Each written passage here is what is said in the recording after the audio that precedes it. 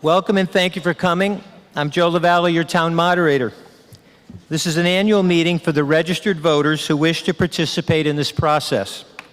If you're not a registered voter, please do your best to sit in the bleachers or in that back corner on the floor, in a chair on the floor, or on the sidelines in the back right, my left, so that when a vote is needed to be counted, it goes smoothly with no confusion. Over the years, some have commented about that a few wouldn't adhere to this simple request. Please help respect the process. So again, if you're not a registered voter, please be in that far back corner. Thank you. Life seems to be going by so fast, and we seem to always be running out of time. Well, we always were. It's just that with cell phones, tablets, TVs, and various media all pushing the news of the minute at us, wherever we can be found, it gets dizzying. Yet we constantly keep adjusting to it all exhaustingly. I so remember the term, turn off the noise. Well, it just seems to keep getting louder. And by doing so, our ability to communicate gets lost. But there are some good things going on. It's impressive to see some younger than me town members stepping up to run for various offices. What a breath of fresh air that is. New ideas, new vitalities, so please, let's see more of it. To many of us, it seemed that people just didn't care or couldn't seem to find the time. Well, they've been starting to, and certainly there will be mistakes and corrections. But didn't we all do just the same? It can work when all of us participate in the process. I like to say, once you've lived here, you understand the words, you can leave Hatfield, but it'll never leave you. We in this town right now are at somewhat of a fork in the road, and we need to make some difficult choices. I guess it comes down to, do we fund the town we know, love, and want to hold on to, or do we choose to adjust to the town that we're currently affording and find ways to make it work financially? Certainly not an easy one if you've been watching the meetings on YouTube and Channel 15. There are no easy answers, but this is why we all need to participate in this process, to make the tough decisions. Sometimes they're far greater than a board or committee to decide on their own, as it affects all of us. And I'm glad they do at times stop and ask us for help in this process. They've done their detailed work, and now it's up to all of us to decide this town's future path financially, starting tonight and ending next Tuesday. Either way it's decided, it will be a challenge. Inflation is taking its toll on everything we see. State aid is falling short, wages are rising, very low birth rates.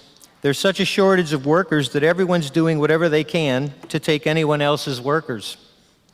So now how to fund this right now is the challenge. By increasing our funding or cutting wherever possible. Just know this hasn't been an easy process to get here, but keep this in mind tonight. We're all aware this situation is not just here in Hatfield, but in most places. Now this is my last meeting as your town moderator after 21 years. The words thank you for all your trust and respect just seem so underrated. It's been a true honor to do this, and I have so respected the privilege you've I'll get emotional. I respect the privilege you've allowed me. However, as I've always said, we need to help the younger town citizens step up and do what we did. For me to see someone truly want to learn this position is such an honor that I cannot pass up. Still being young enough to help this transition and support the process is something I'm very proud of. Next time we meet, I'll be returning right there next to all of you and continue to be part of this wonderful process. I'm truly thankful to all of you and what we love about Open Town Meeting, one of the oldest in the country. And I couldn't be more proud of our ever-evolving finance committees all these years. Going over 40 years without the help of a budget override has to be a state record of amazing financial stewardship. Certainly not an easy task. You are all so very dedicated to this town and one of the proudest groups of people I've worked with. You, like so many of us, truly do care for this town completely. And lastly, a huge thank you to my wife, Mary Jane, our son, Joe Jr., and our daughter, Meredith, for your support and patience all these years. It's been so appreciated. As Newtown members remind me, it's easy for us to assume that we all know who's up here tonight. So if I can take a moment to introduce some that help our town operate, please raise your hand or stand so people know you. On Board of Selectmen, Ed Jaworski. Raise your hand. There you go. Good boy. Diana Zinal, Brian Moriarty, his final time up here. Thank you for all your time in this process. Thank you. Finance Committee, Diane Brzezowski, Sean Barry, Kim Baker, John Wilkes Jr., and Darrell Williams. Town Administrator, Marlene Mashansky. Administrative Assistant, Gerard Bueno, who isn't here tonight, but he is such a help. Executive Assistant, Karen Brodeur. Town Clerk, Lydia Zish, whose final time up here as well. Thank you. Assistant Town Clerk, Elena Wilcox. And where's Elena? She was directing traffic. There she is. She's also the traffic coordinator at the moment. I've asked to sit up here the school superintendent, Michael Wood, only if there's a specific question he needs to answer that the school committee might not. School committee chair, Christy Boudreau. DPW director, Phil Genovese. Town collector, Patty Cotton. Town council, Tom Mullen.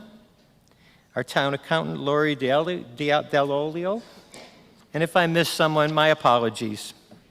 Now, each year I point out that we'll move along in a respectful manner due to reaching 10 o'clock. It's late for those with young children at home and our seniors, I being one of them. If we have a long way to go, we will have to reconvene on another night to finish, and I know most here would rather avoid that.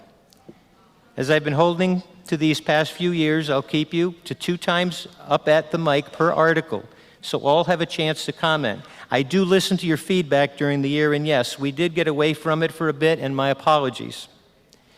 With that said, Lydia has an announcement, and Diana has one. So thank you very much for listening. Go right ahead. I just want to take a couple of minutes to acknowledge one person that has been such a pleasure to work with. Kathy Godak has been an election worker, warden for 56 years for the town of Hatfield. I don't think there's anyone else that can make that claim. Thank you, Kathy.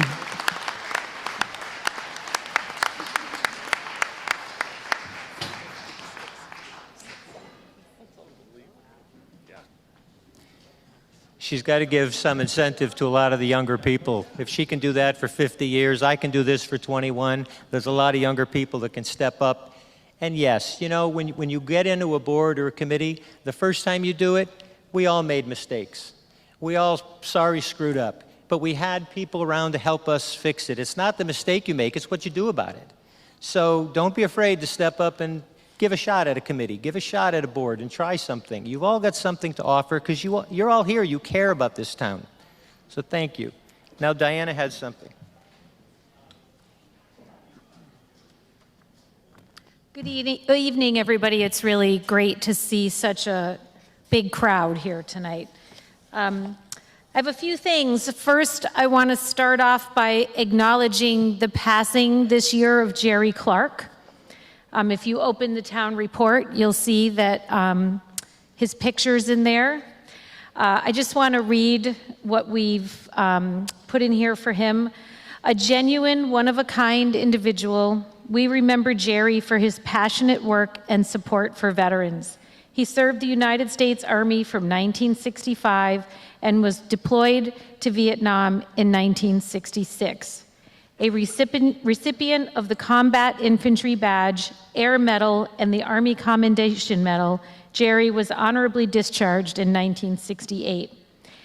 He honored our town veterans as a member of the Hatfield American Legion Honor Guard for over 40 years.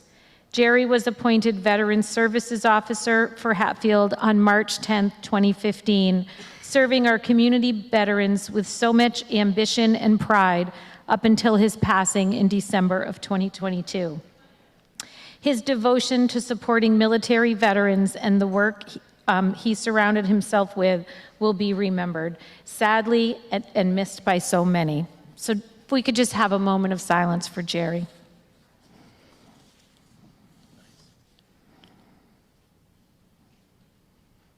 Thank you. I also want to acknowledge Lydia's 10 years of dedicated service as our town clerk. She's really devastated to be finishing and wrapping this up, as you can tell. But we thank you so much for everything you've done.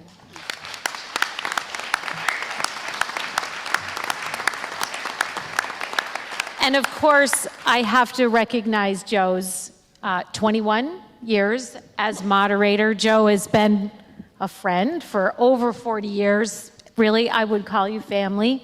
And really, Joe, I have to thank you for just so skillfully guiding us on the most important night of the year in this town for a couple of decades. We've really come to rely on your sound knowledge of all of the rules and principles of town meeting. And I just really want to thank you so much for everything you've done. Thank you.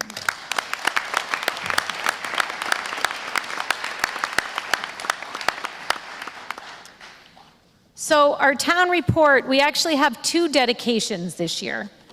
The first is Bob Wagner, who many of you know retired and actually moved out of town this year, but we thought that everything he did was really worthy of recognizing.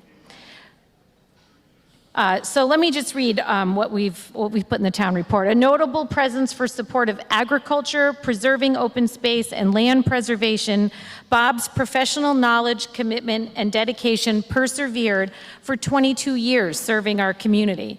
He was instrumental in development of the town's master plan, serving on the master plan committee from 2000 to 2003.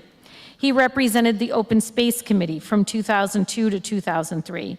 He joined the Land Preservation Advisory Committee in 2002 and served until 2006.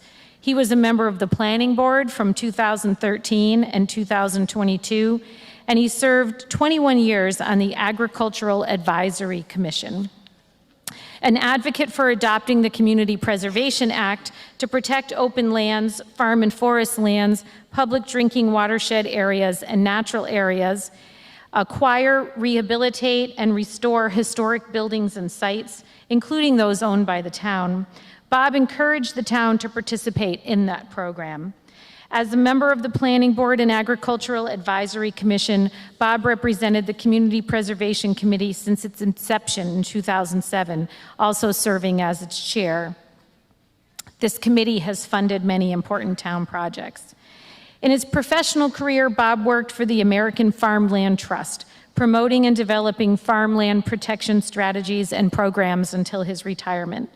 So well prepared for presentations at meetings, Bob captured his audience with such articulation for understanding the subject matter.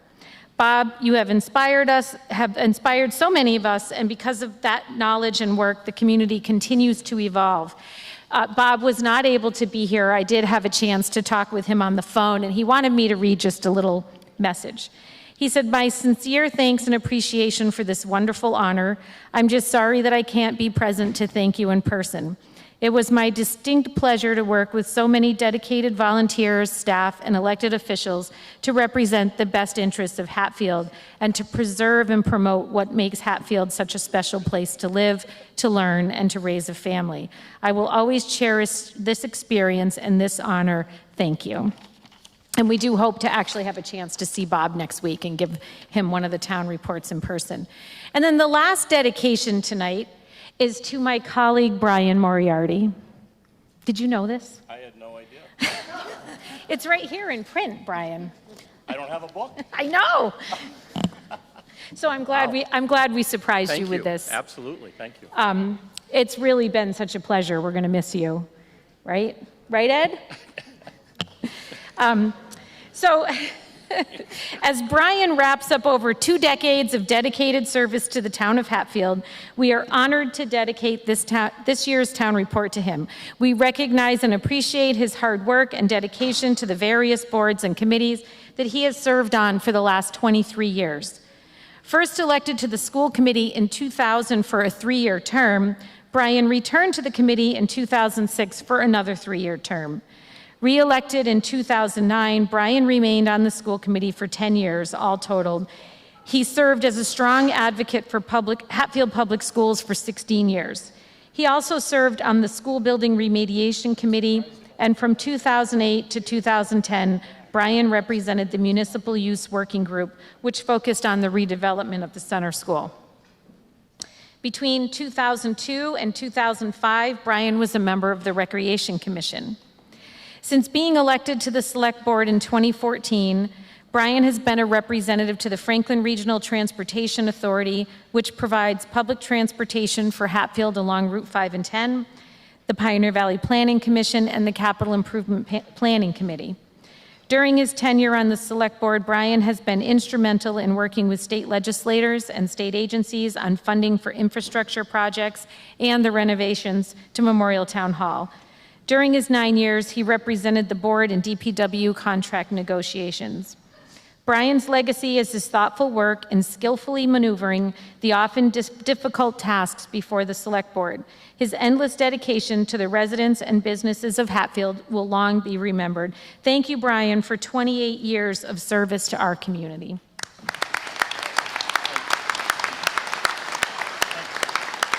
That was awfully kind. Thank you. The words were great. Thank you. Thank you, Ed. I appreciate it. Can I say a couple words? Yes. Short? Yeah. Yes, short. Well, that was a total surprise. And so thank you very much, Diana and Ed. I appreciate it. I just wanted to thank all of you for allowing me the opportunity to serve on these boards for all these years. So it's meant a lot, but I wouldn't have been able to do it if it weren't for the voters of Hatfield. So thank you.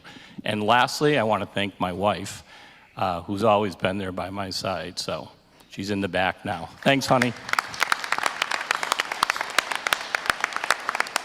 There she is. All right. Thank you again. Okay, with that said, let's begin. As we've been doing, excuse me? We will use the consent agenda process to combine Articles 2 through 4, as they're, again, every year, the general articles that allow the town to operate and accept funds from the state, hold elections, and the treasurer to operate. Of course, if there's any questions on them, any of them, that's just fine to ask. So with that said, let's start with Article 2 through 4 as in your handouts. These are the ones that let us operate as a town. Mr. Moderator, Ms. Zinal. I move we take up Article 2. Second. Motion's been made and seconded to take up Article 2 through 4. Mr. Moderator, Ms. Zinal. I move that the town vote to authorize the Select Board to apply for, accept, and expend without further appropriation any state or federal grants, gifts, and awards from any public or private source that become available in fiscal year 2024. We're doing them all together, right? Okay. Yep. Authorize its treasurer, subject to the approval of the Select Board, to enter into a compensating balance agreement or agreements for fiscal year 2024 pursuant to Chapter 44, Section 53F of the General Laws. And authorize the Select Board to enter into a memorandum of agreement with the Massachusetts Department of Public Works under General Law, Chapter 90, concerning the use of funds made available from the town's transportation bond issue apportionment, and to appropriate, therefore, the sum of $238,386.73 for the purpose thereof. Second. You've heard the motions and seconded under Article 2, 3, and 4. Is there any discussion? No? All those in favor signify by saying aye. Aye. Any opposed, nay? Motion carries. Mr. Moderator, Mr. Jaworski. I move we take up Article 5. Second. Motion's been made and seconded to take up Article 5 is in your handout. I move that the town vote to appropriate the sum of $160,000 from free cash to supplement the fiscal year 2023 snow and ice budget for unforeseen expenses. Second. You've heard the motion made under Article 5. Is there any discussion? All those signify by saying aye. Aye. Any opposed, nay? Motion carries.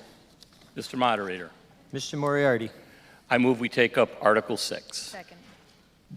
Motion's been made and seconded to take up Article 6 as in your handout. I move that the town vote to appropriate the sum of $61,087 from free cash to supplement the fiscal year 2023 vocational tuition and transportation budget for unforeseen expenses. You've heard the motion made under Article 6. Is there any discussion? All those in favor signify by saying aye. Aye. Any opposed, nay. Motion carries. Mr. Moderator, Ms. Zinal. I move we take up Article 7. Motion's made and seconded to take up Article 7 as in your handout. Mr. Moderator, Ms. Zinal. I move that the town vote to appropriate the sum of $12,768,152 for and consistent with separate purposes and separate line items set forth in the version of the FY 2024 budget prepared by the Finance Committee, approved May 2nd, 2023, and on file with the town clerk, and to meet said appropriation as follows. From taxation, $11,294,337. From cable TV enterprise fund, $50,217. From water and sewer enterprise fund, $1,115,369. From ambulance revenue fund, $101,922,000. From ambulance surplus fund, $20,000. From school choice fund, $12,000. From cemetery perpetual care interest fund, $500. From water and sewer retained earnings fund, $164,062. From bond premium fund, $9,745. Motion's been made and seconded as in the article. In your handouts, you're going to see one that says FY 2024 budget appropriation general government, and that's going to start at number 114. And what we do each year is we take these pages, we take the operating portion of the budgets, and we look through those pages. You can question on any one of those line items if you wish and go through it. We'll take a few minutes to go through this. Joe, sorry, when you're done, can I just say? Sure. Okay. And, yeah, the budget should be in the back, but on the... The first one they come to in the packet.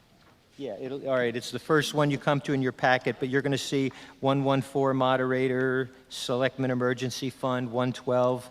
If you find those pages, you'll see them. To see how tight they is, I still haven't made it to $100. I'm at 98.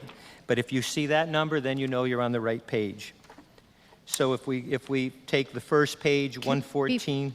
Before we get into Okay, go ahead, Diana. I just want to explain something quickly. You'll see that there's two different budget articles on here. This first one that we're taking up right now is what we're calling the balanced budget. It actually represents about a 2% decrease across all budgets in compared to their current year funding. This budget, we have to pass this budget regardless of what happens with the next article so that we have a budget as of July 1 so that the town can keep operating and can continue paying bills and whatnot after July 1. And then the second article would be the override article that would then be followed up by the vote next Tuesday on the ballot. So basically, both budgets need to be passed, one so that the ballot article can go through or can go to vote next week, and one just so that we make sure we have a budget no matter what happens next week. Just want to clarify that. Okay. Michael, did you have a question? And when you come up, just state your name and the street you live on. You don't need the house number. North Street. Before we actually get into the line items, could you, perhaps the department heads that are involved in the community could share what the impact of this budget would have on their respective departments? Real quickly, I know this is the balanced budget, but if there was someone, or maybe the Finance Committee, can share the various impacts that are associated with this budget. And I think if the Finance Committee does, I know they've had countless hours of meetings on informational meetings. My God, I looked the other day on YouTube, and I think there's like 10 hours straight of this pain they've gone through. And at the same time, we can't rehash everything there at night. But I think if the Finance Committee gives an opinion.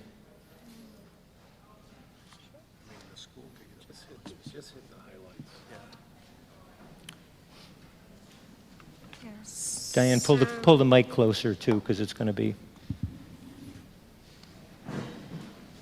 So under the balanced Diane, budget, Diane, you got to pull the mic closer. There's a lot of people here, so you got to really let it out. okay.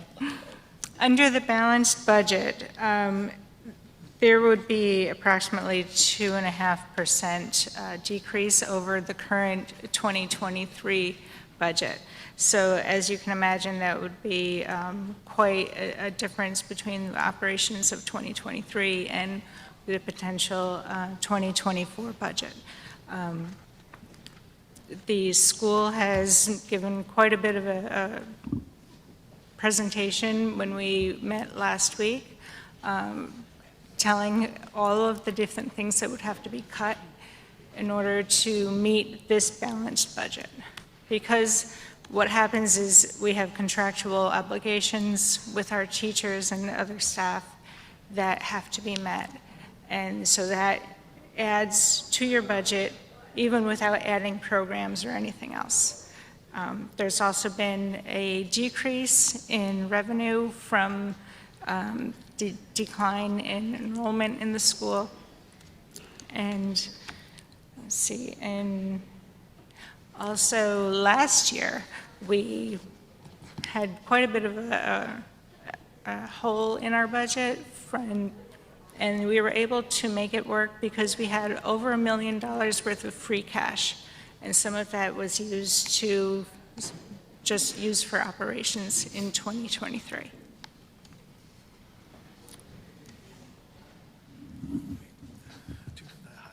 And if each of you can pull the mic closer and talk louder. Sean? Sean? What? If you guys can hold the mic closer and Sorry. louder. I mean, I think the school could talk a little more specifically about the exact cuts. My understanding is it would mean that 8 staff people would be let go at the school. It would also mean that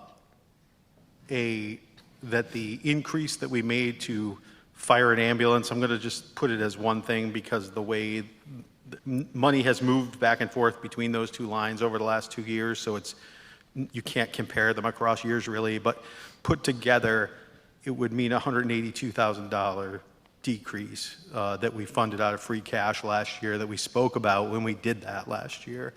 So that would be a fairly dramatic impact compared to where we're operating today in terms of staffing the ambulance. And those folks, the chief could probably talk more about it, but those folks serve a dual role. They're both firefighters and ambulance staff. So, I mean,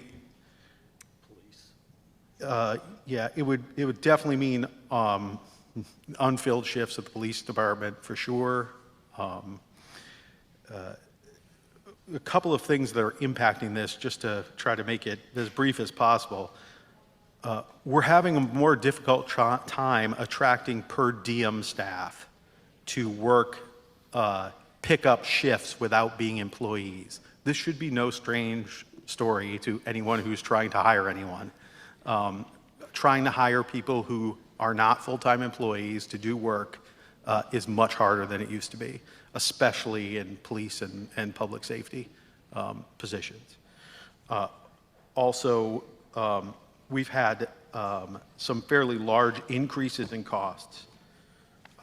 Facilities maintenance costs, which falls under DPW, but really represents all the town facilities except schools. So it's heating, electricity, town hall, all that stuff. 32% increase.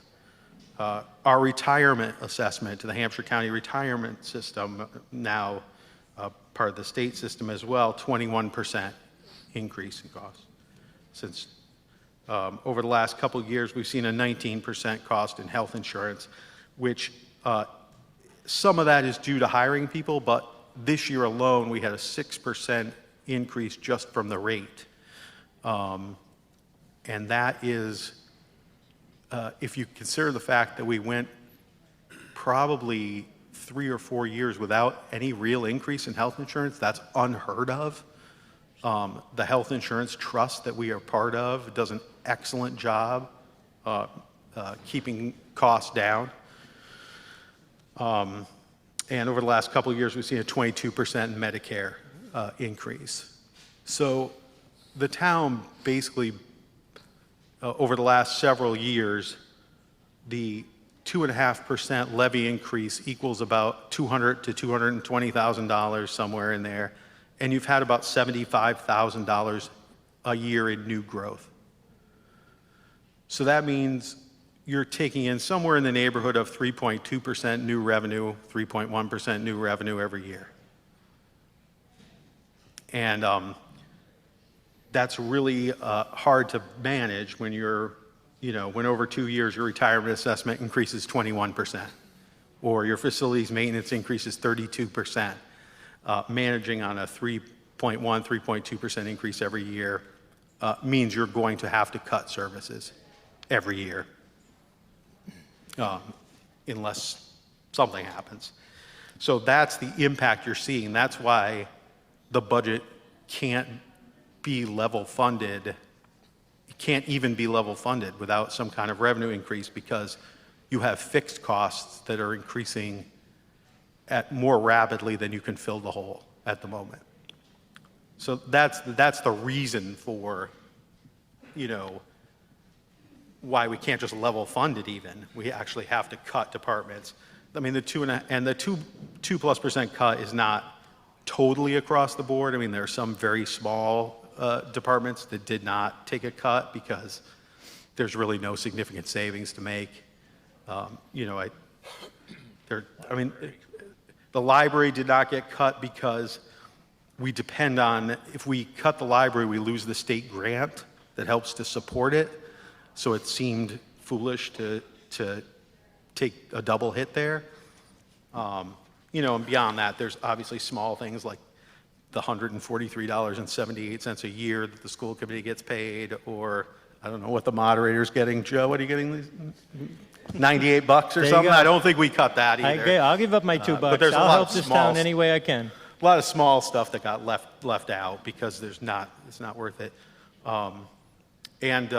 We also gave a salary increase to our employees. We gave a 3% COLA. It's not even really a salary increase. It's a 3% COLA in a year when inflation is about 7 or 8%. So we're actually asking our employees to take a pay cut in reality. Okay. So, Mickey, you have your hand up there. And, Mickey, you can come up. For you in the back, there are a couple, certainly, seats up here, 10 or 20 seats up in the middle if you choose to. If you're sitting in the front row, I won't put you on the hot seat. Mickey? Hi. Good evening. Mickey Sanderson, 3 Maple Street. The overarching thing I'd like the town to focus on is that there are 20 towns in Hampshire County. And kudos to all the committees, Finance Committee, all the people who have made us number 2 in a good way, just below Hadley. So I think it's a very important point to point out that, and correct me if I'm wrong, but on the mill, Hatfield is going to be, for 2023, paying $13.48 per assessment, per $1,000 assessment. Correct. We are second of 20 towns in Hampshire County. That's because everybody here for years has done an extraordinarily good job of managing this town. Make it great. We're second on the low end or the high end? Second on the best end. Okay. Second on the good end. And I don't think you probably know who's on the worst side. It's Amherst at 20.10 for 2023. So the overarching conversation is about how well this town has handled itself, how well they've been fiscally responsible. And now we just find ourselves in a little bit of a blip. And to support all the things that this town is, I think, should be kind of a reward for the people that have stewarded this town and the people that have voted for the right things year after year after year. Yeah, that's it. And if I can, if I can just simplify something on this article, and I know all these hours, hundreds of hours have been spent on it by them all. The state mandate says that we have to have a balanced budget going into July 1st, or we can't pay a bill and we can't operate as a town. So by state mandate, they've had to come up with something that takes us right down to our income and our expenses, zero. So this one here is, sure, it imposes some pain, but it at least allows us to go forward as a town. So that's what you're looking at now, and I'm not wavering anybody, I'm not swaying anybody, I'm just saying, trying to simplify what everybody can say with detailed numbers. Any other comments? Can I just say one Yes. thing?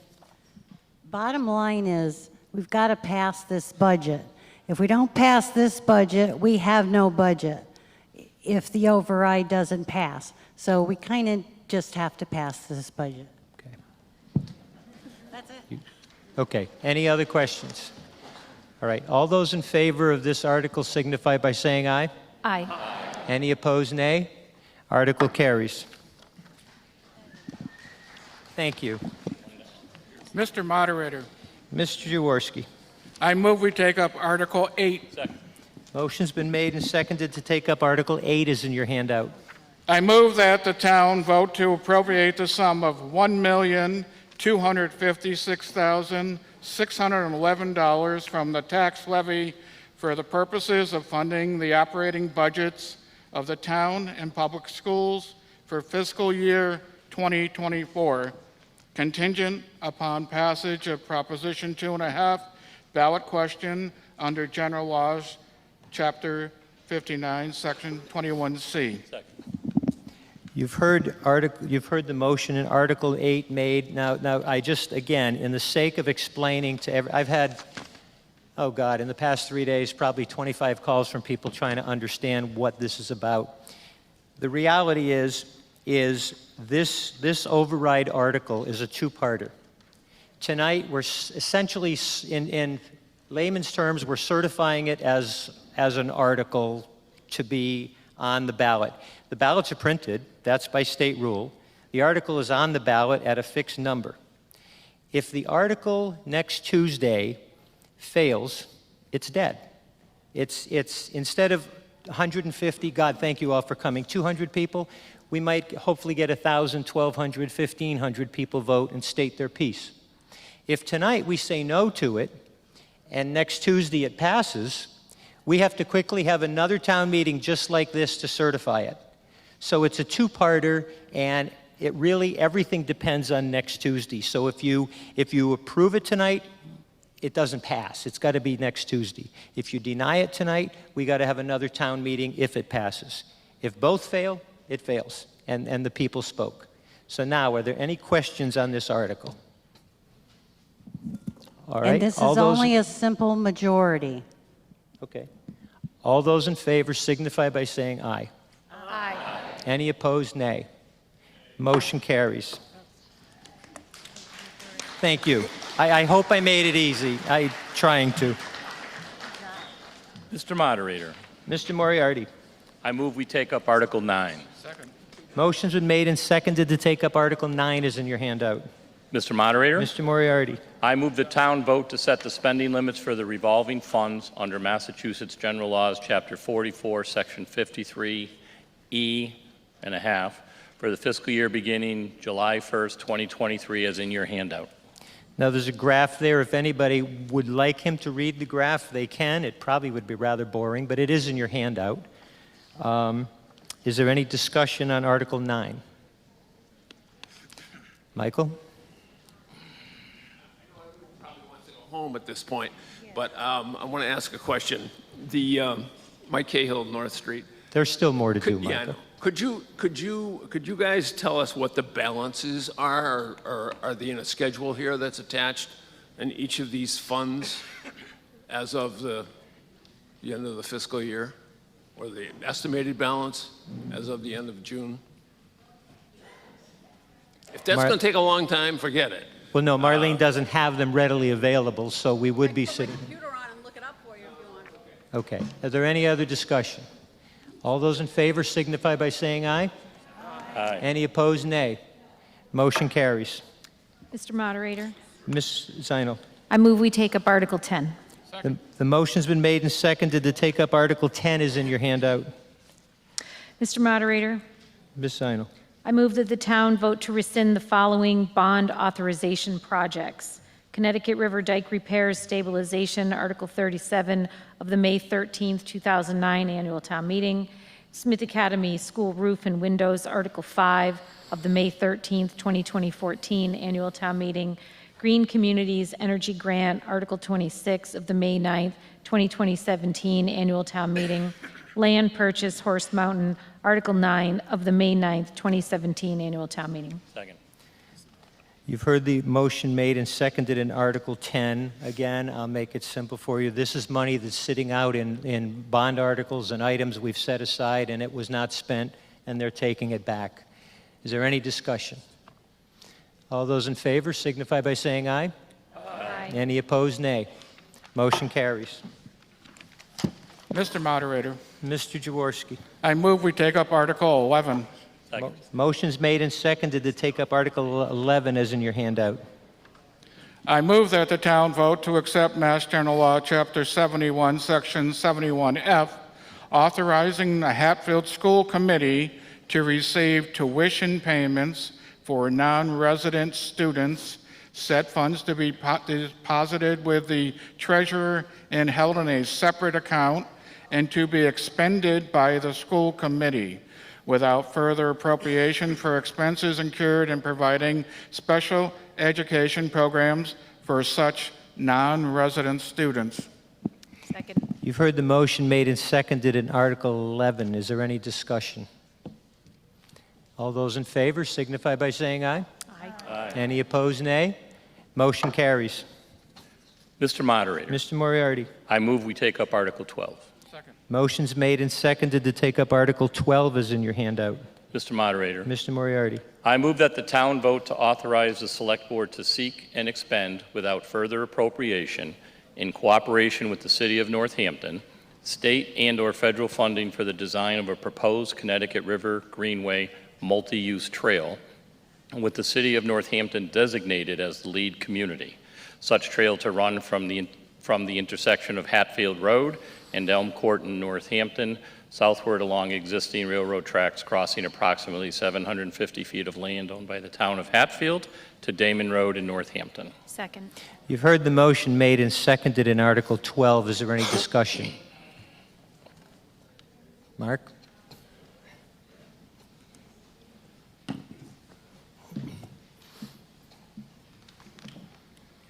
My name is Mark Gillot. I'm 70 Elm Street. Mark, can you talk a little louder, please? Yep. Mark Gillot, 70 Elm Street. I represent the Open Space Committee, and I'm just going to take a couple of minutes just to describe this project to people. The Open Space Committee is coordinated with the City of Northampton in developing the multi-use trail proposal.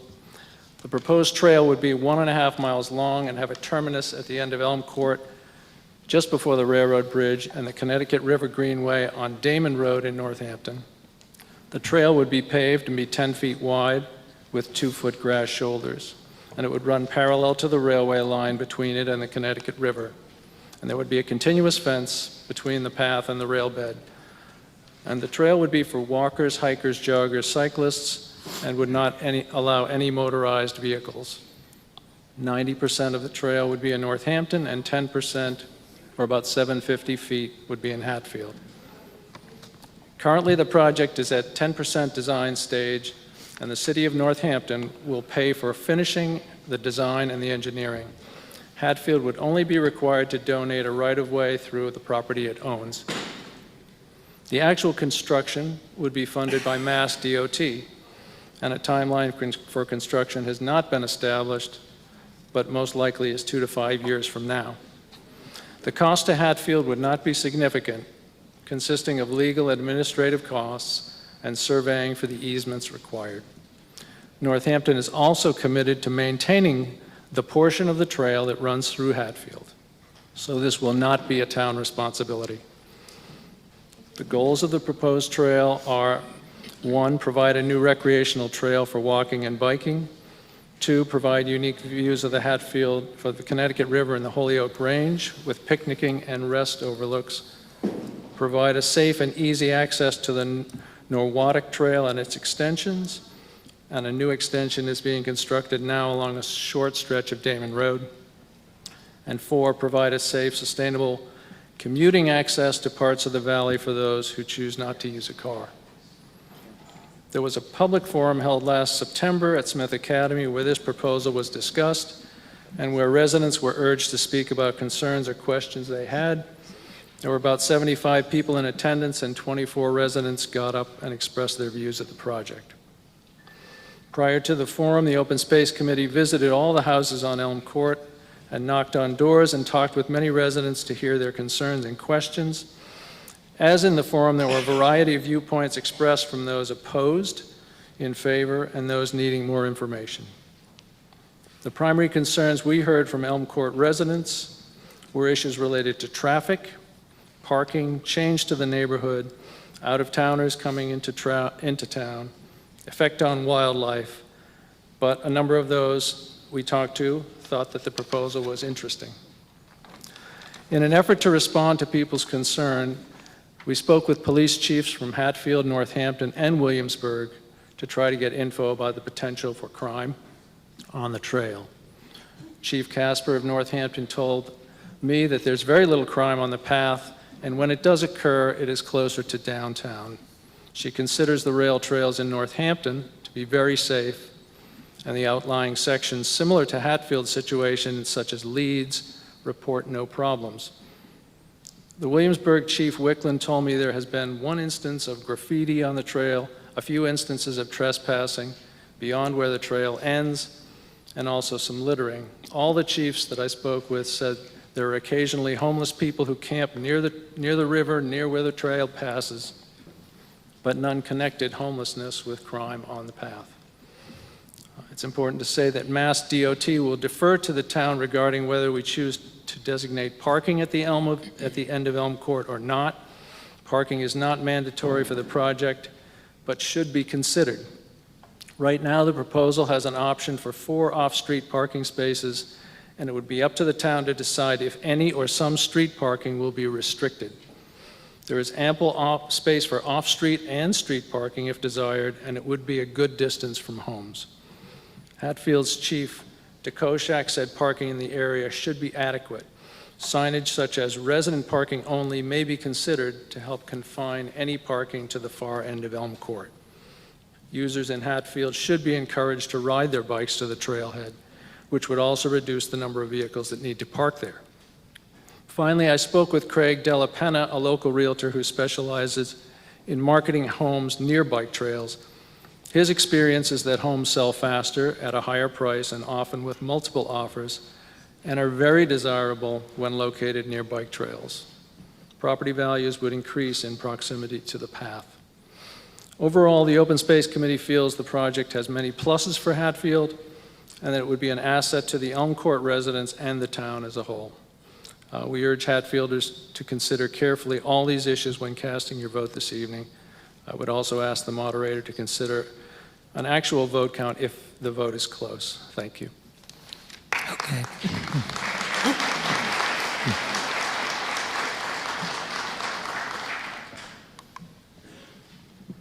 Betty Snow, 78 Elm Street. I just have a question. Appropriation, does that mean without further appropriation, meaning that you don't need to have further approval to expend any more money? Is that what that means? Diana? Right, that gives us the permission to move forward with the appropriations. But at this point, there's none assigned to this article. Yep. And then Right. town council is going to weigh in for a second. Hi, I'm Tom Mullen. I'm the town council. To say that the town is authorized to seek grants and expend without further appropriation means only that the granted money for purposes of design could be spent for the purpose of design. This does not involve construction. This does not involve the dedication of town land to this purpose. All that would have to come back to town meeting. This only means if we get the grant, can we use it for the purpose for which the grant is given? Thank you. Any other comments? All right, all those in favor signify by, what? Oh, okay. And for some of you sitting, there are a few chairs still up here if you want to. My name is Mary Powers. I'm on Elm Street. I've been here about 20 years now, and I'm all for exercise and recreation, bike riding, things like that. I just have a question that how did they determine it's going to be Elm Street? It's the busiest street in Hatfield. I live there. There's a reason I back in my car at night. There's two other streets. If you're going to go down the rail trail, if you're going to put the rail trail forward, has anybody ever looked into getting it down by Dwight Street or Chestnut Street, which are a lot quieter? If you've ever been down Elm Street in the morning or in the afternoon, I mean, you know how busy it is. I've almost hit people coming out of there. I almost hit joggers. I've almost hit bikes coming out of there.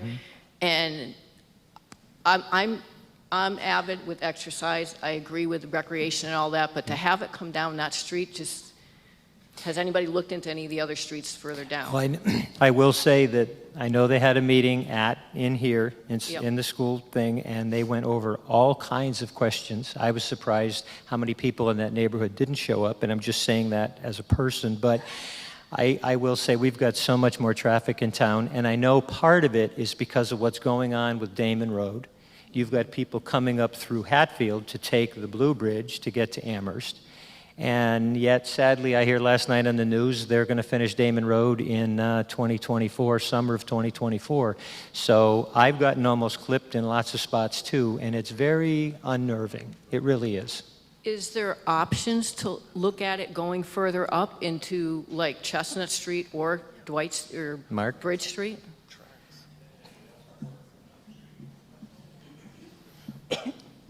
There are no further options for this trail at this point. This is the closest point to connect from Hatfield to Northampton. It doesn't come out on Elm Street, it comes out on Elm Court. Okay. So you got 2 times up.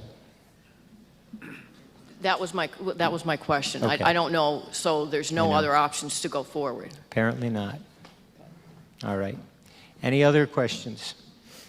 All right. All those in favor signify by saying aye. Aye. Any opposed, nay? Let's try that again. All those in favor signify by saying aye. Aye. All those opposed, nay. You want to do a count? All right. We're going to do a count. All those in favor, please stand. I have 2 counters that are going to go. If you're in favor, stand up. Hold your card up. Hold your card up. Hold your card up, because that'll show you're a registered voter.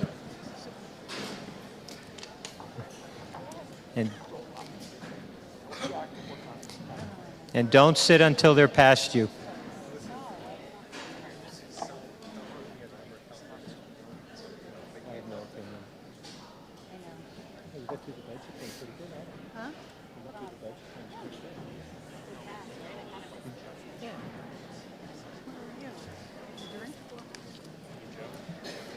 Just wanted to point out when we get to the next article, which is 2/3, you can of course call it, but if any, 7 people ask, then you have to count it. And it says, before considering another warrant article, the moderator shall ask if the 2/3 vote is questioned.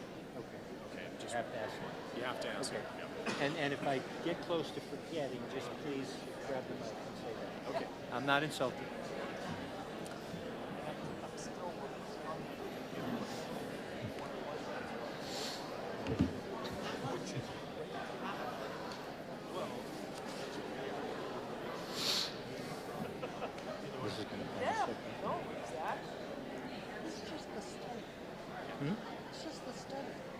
I know.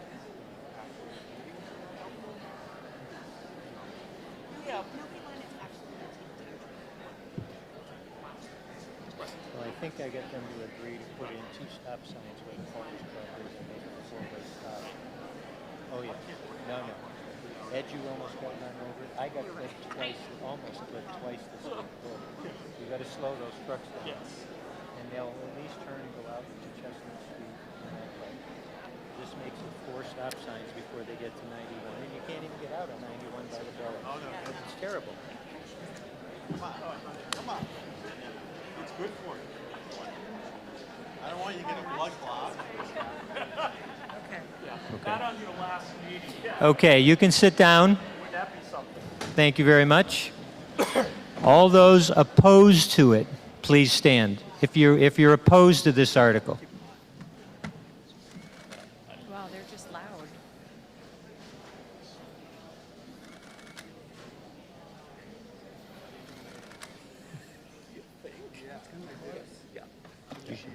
Yeah, go quickly. She should be.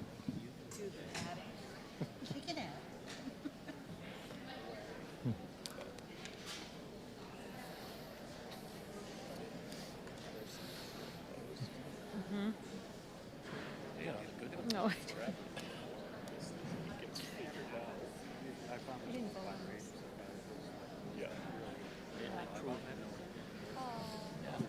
Awesome. They were psychiatrists. Yeah. Okay, here comes Bobby.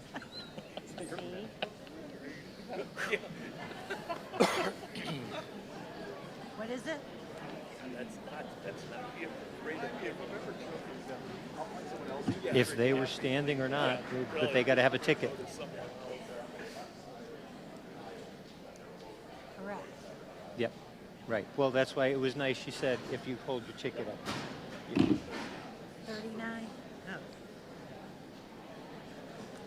It passed. Yeah.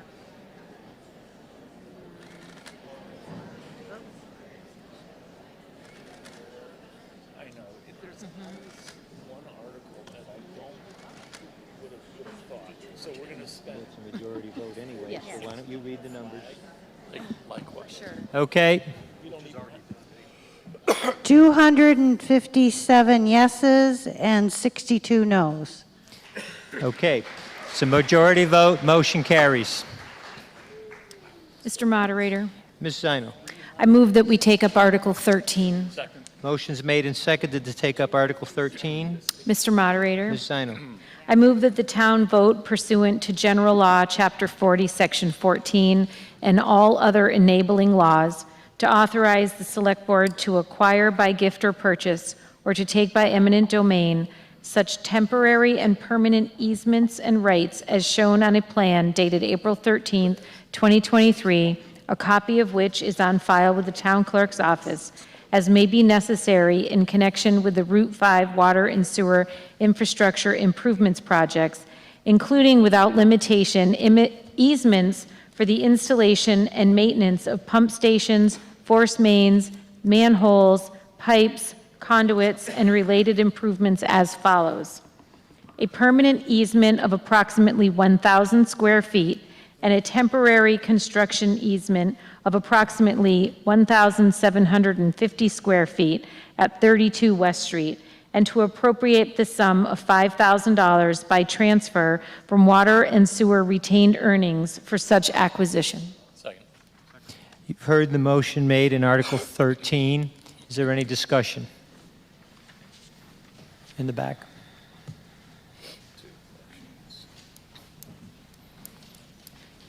And again, just state your name and the street you live on. Thank you.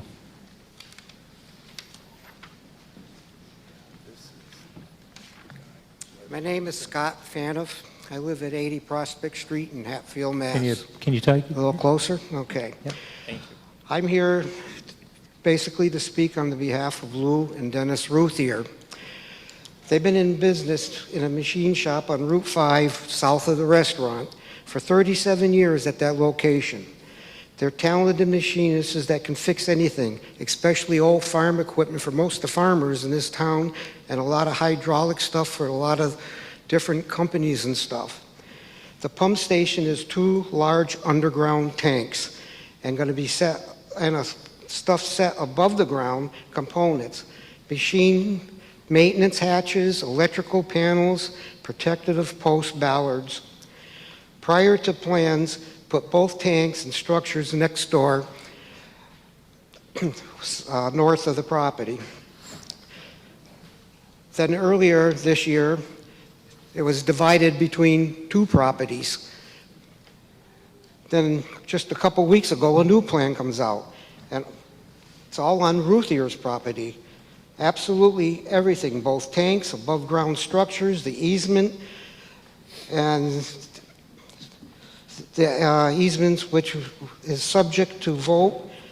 It should make it almost impossible for them to operate their business. We'll put the entire burden of the pump station on Ruthier and Ruthier alone. Every component would be on their property and their frontage, both tanks and all above-ground equipment. They only have 26 feet there now. You're going to take some of that away? Well, the party will block the driveway.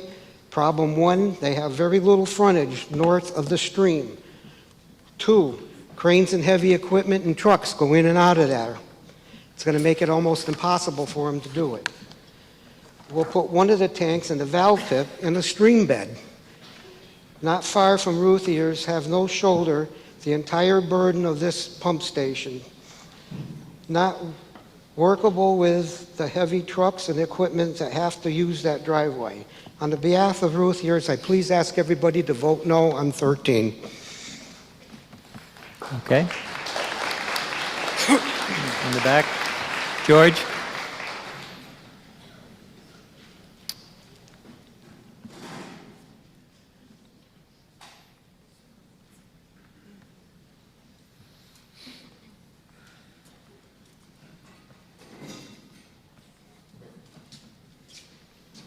George Zagrodnik, Main Street, Hatfield. This project that they're trying to put in Ruthier's front yard is going to be devastating to them. They've only got a 26-foot easement from the state off the state highway 5 and 10. If they put this pump station with the tanks and so forth, they're going to have virtually no entryway to their business. They've got a restaurant to the north side of them, and they got the brook running gutter to the right side of them, which is the south side. I can't even guesstimate how many farmers, contractors, business people that use these guys to manufacture stuff for them in case of emergencies. Myself, I've been involved where they broke down up at the potato farm and didn't get any parts, or couldn't get any parts for up to 6 weeks, which would have shut the whole thing right down. They made the parts overnight. They're those kind of guys. I mean, they'll work above and beyond. They're not getting any younger. It's their only livelihood. They don't bother anybody. They do the best for everybody. As a matter of fact, I believe they just did some work for the school and didn't charge them. But to put this in their front yard with their only access to their property is ridiculous. Do not vote for this. Please, whatever you do, do not vote for this. Thank you. Thank you, George. The engineer. I think town council had to say something first. Go ahead. Hi. Go ahead. Mr. Moderator, again, I'm Tom Mullen. I'm the town council. Gary And- Savard, Woodridge Circle. Oh, go ahead, Gary. Rudison's been across the street from us all the years we've been in business. We've done business with them forever. There's no way that they're going to be able to get a lowboy to back into that yard to deliver a piece of equipment that needs to be repaired or get in and out of there once they've done this. Why they keep shifting it further south is ridiculous. They're going to put the people out of business. They can't speak for themselves. They pay taxes to this town, and they can't come up here and talk. It's just not right. Vote no.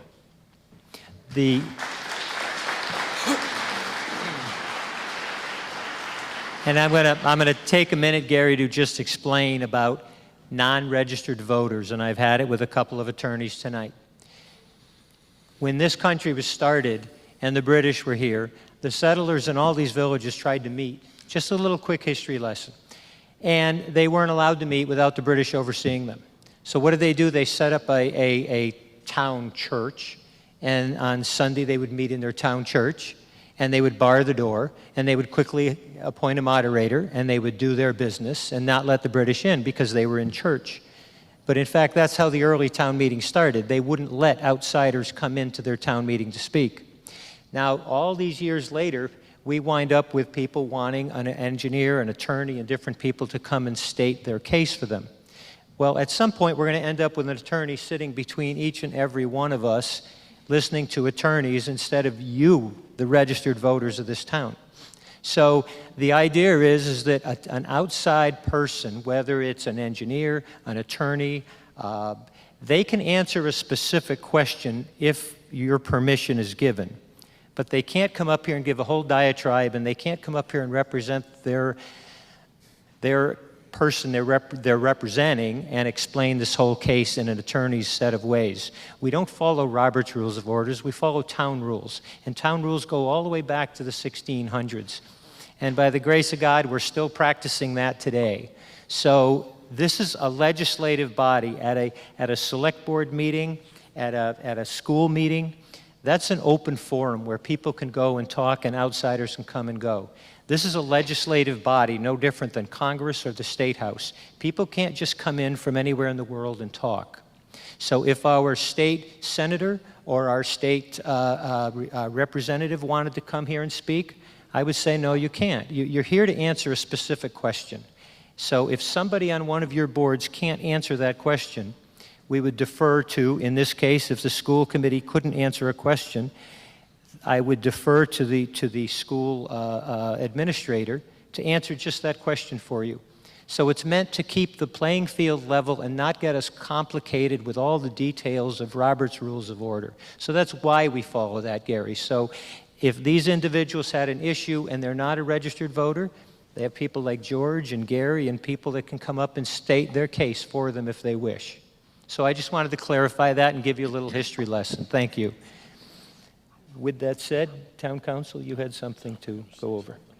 Mr. Moderator, I just want to explain, this is not the first time the town meeting has been asked to take action concerning the Route 5 water and sewer project. So I want to try to explain why we're here again. And can you go a little louder, please? Okay. At the special town meeting held on November 21, 2020, it was unanimously voted to take by eminent domain permanent and temporary easements for the water and sewer project on 3 properties: 34 West Street, the Wax Wing restaurant property owned by Ms. Berry; 32 West Street, the industrial property owned by the Ruthiers; and 12 Church Street. On March 19, 2021, Ms. Berry sued the town, contending that the town meeting vote was unlawful because the town, she said, had failed to comply with the COVID-era provisions for reducing the quorum. Now, the town denied the allegation, but rather than wait months or years for the judicial process to reach a conclusion, we redid the taking vote at the annual town meeting held on May 11th, 2021. Once again, the taking was passed, but not before an amendment was made conditioning the taking. Specifically, the amendment said, quote, provided the easement is redesigned to mitigate the easement's impact on the property by A, moving it as far south as possible, B, narrowing it as much as possible, C, not including a fence, and D, landscaping it so that it's practically invisible, end quote. Now, the town recorded an order of taking in June of 2021.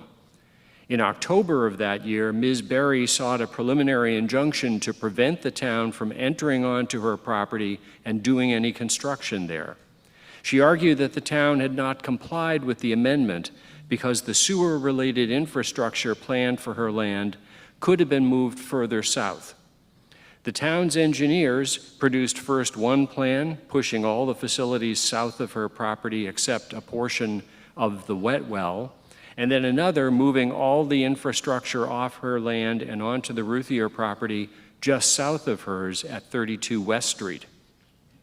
The new plan did not eliminate the need for easements over her land, however, because the temporary construction easement will be needed there, and a permanent easement will be necessary for turnaround space for maintenance vehicles. The court was persuaded that the town had complied with the amendment and denied the preliminary injunction. Now, months later, our engineers discovered problems with the site that would not permit them to fit all the sewer infrastructure on the existing Ruthier easements on 32 West Street.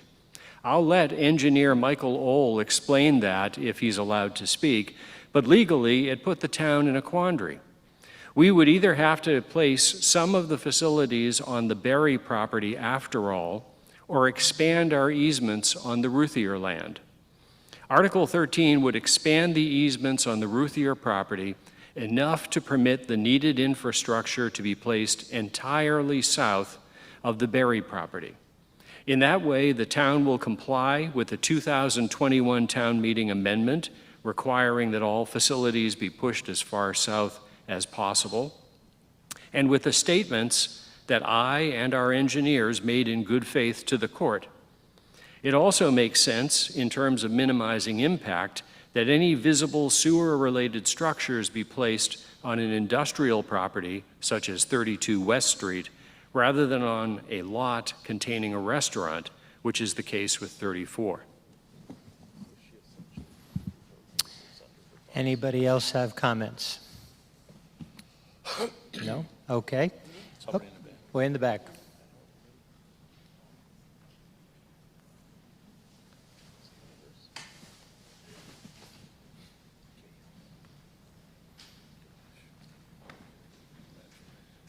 David Cohen, Linseed Road. I just have a general question. If this fails to pass, what happens to this project? In that case, we are going to have to go back to a plan that puts at least some of the sewer infrastructure on Ms. Berry's property, 34 West Street.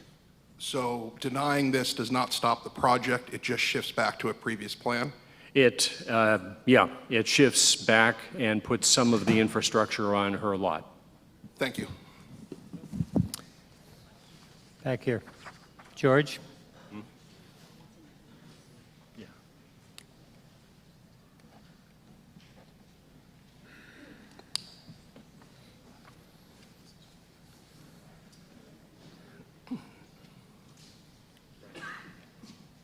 I think what you're trying to do is kind of appease the voters a little bit. Like, we can do this, but no matter how you do it or what you do, all the problem is going onto Ruthier's property. This problem that they're going to have, nobody's addressing. They've got 26 feet to get off of 5 and 10 onto their property, and you're going to use over half of it. How do they get a tractor trailer in there or a crane or anything else to work on? And they work on this stuff. I've seen shafts come in there, 20 feet long. How do you get it in there in a little 8-foot driveway? They got to get it out of their property. You got to do something else. This is not right. Please, people, have some sympathy for these guys. They need it, really. Thank you. Thank you, George. Joe, can the engineers, can the engineers You speak can answer to? a very specific question. Okay, can I ask it? Yes. I would just like to ask our engineer to speak to the end, what will really be the end result when the project is done in terms of the width of the Ruthier's driveway. All right, now, if the engineer comes up, he's going to answer a very specific question that I guess George and a few others brought up. He's not here to go into a whole diatribe of this thing, but with your permission, do you people give permission to have the engineer try to explain this in a simple way? All those in favor signify by saying aye. Aye. Any opposed, nay. Okay, Michael Ohl, if you can come up. And I think you've heard what I've explained here, so.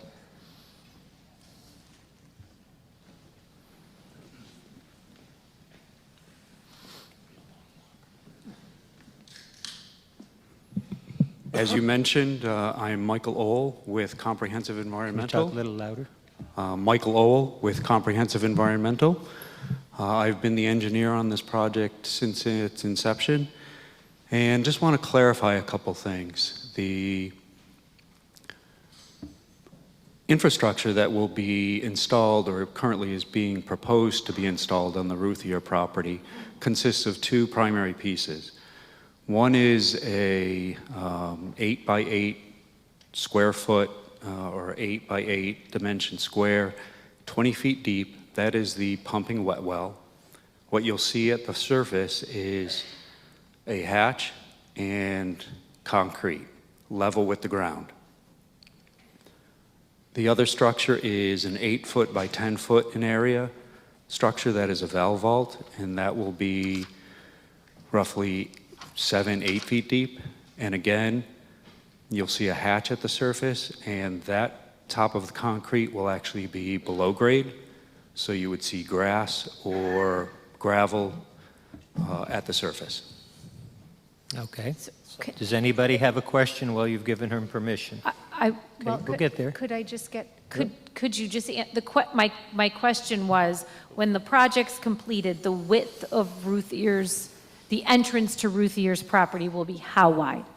Okay, so we do recognize the current limitations on the driveway between a telephone pole, which is approximately at the property line with the Waxwing Cafe, and the Jersey barriers that are there for the bridge.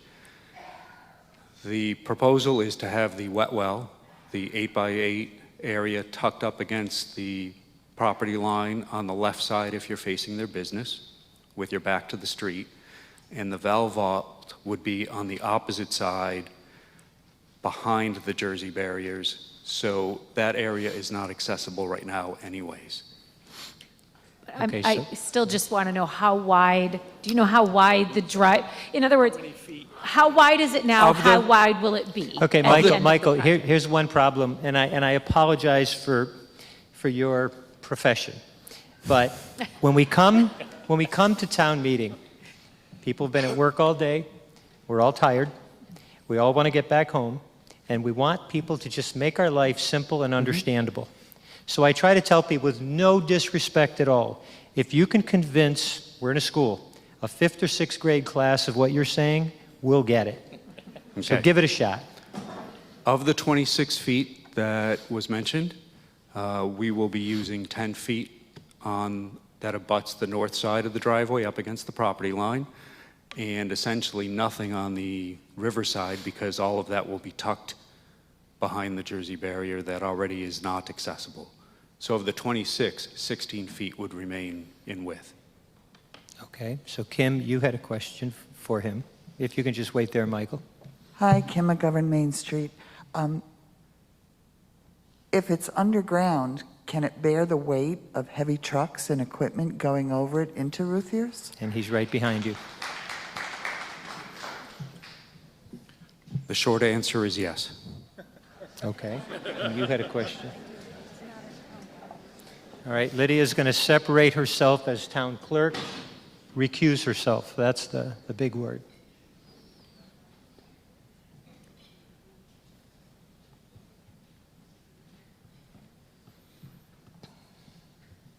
I just have a question. Where are the boxes going? What is the topography? What is on that land at the moment? Because I know where the phone pole is, there is a lot of bushes and not trees, but bushes and stuff where the trucks wouldn't be going already anyway. Am I right or wrong? You are correct. In the area to the left of the driveway, the existing area was slightly wooded. We will be encroaching a little beyond that into kind of a graveled area adjacent to the driveway. Okay, and I think there's 2 people in the stand. There's 2 people there. A quick follow-up question for the engineer in terms of the 16 feet for the Ruthier's road access with this current plan. If this doesn't pass and we go back to a previous version, which has already been authorized, what is the road frontage that the Ruthier's would have if that gets installed? Did you understand that, Michael, or do you want him to repeat it? So this is going back to the original plan as approved at the 21 meeting. The only thing that was going to be on Ruthier's property was piping underground, so there would be nothing at the surface. Okay. So they would maintain the full 26 feet of access if this does not pass. The property will still have the easement taken, the project will go forward, but they will have more road frontage if we don't approve this.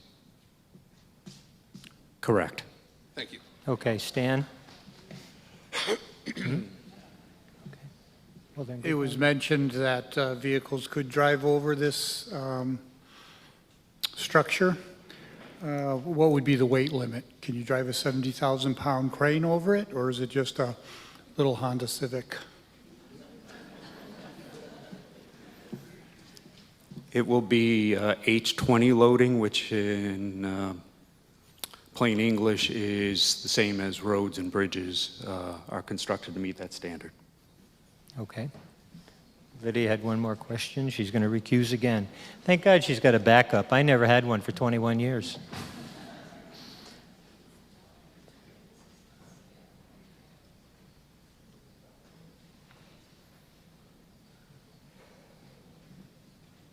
Forgot to follow my own rules. Lydia Zish, Main Street, Hatfield.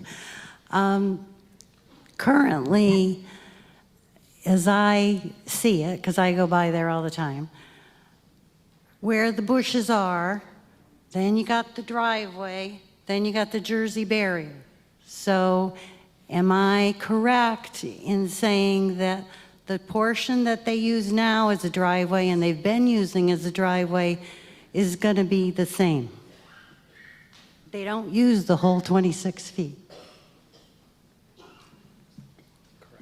I would agree based on the paved limits of the existing driveway, but I believe they contend that they use beyond to either side.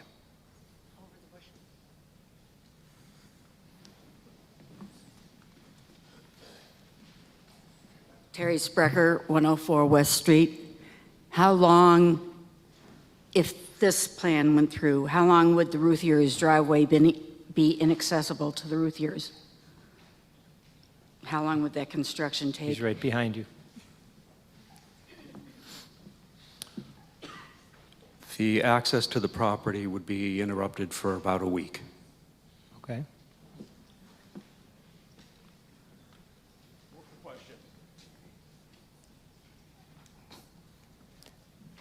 We'll give How her would one- the Ruthiers be compensated for that? How would they deal with that interruption in their business? All right, now there's been a request to move the question. Anyone, is there a second to that? No? Okay, next, any? I didn't hear that. You got to speak up. Wait, was there a second there? I can't hear you. Okay, then there's a second. Is going to go all those in favor of, to move the question? Okay. All those in favor of moving the question signify by saying aye. Aye. Any opposed, nay? Nay. Okay, we're going to carry on.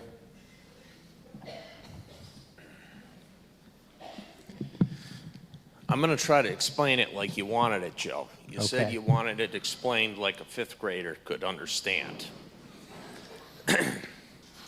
We're using reference to 26 feet to their driveway. It's actually their entire frontage. So if you turn around and look at that curtain, that is 27 feet probably, because the door's panel's a little bit past. So what you see beyond, what you see... Jeff, face here. No, face here. What you see in curtain behind these people, behind this stage, is their total frontage. If you look to the left and count them 4 panels, them are 4-foot panels, that would be all the frontage the Ruthiers would have to operate their business out of.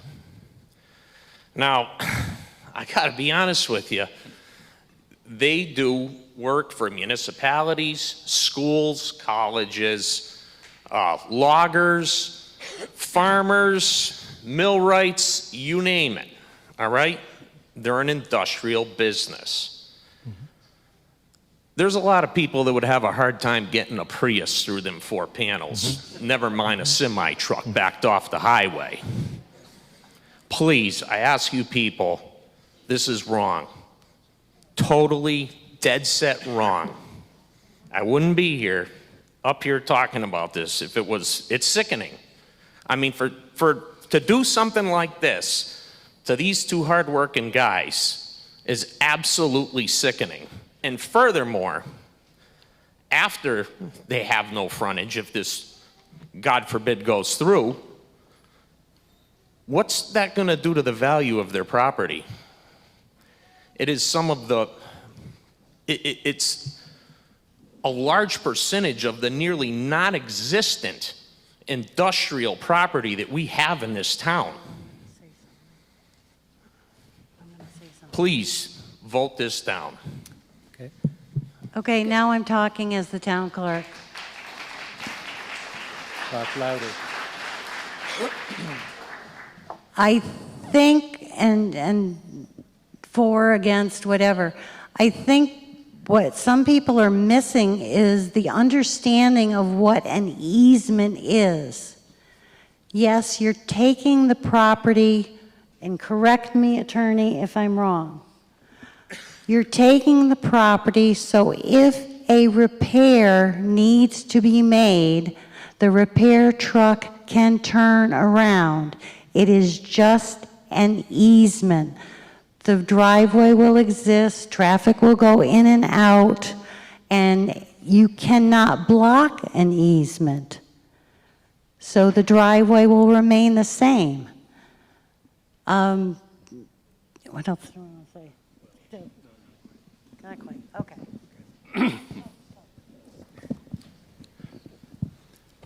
So you're right, what we would be taking would be permanent and temporary easements. You've heard that the temporary construction easement would be in use for about a week.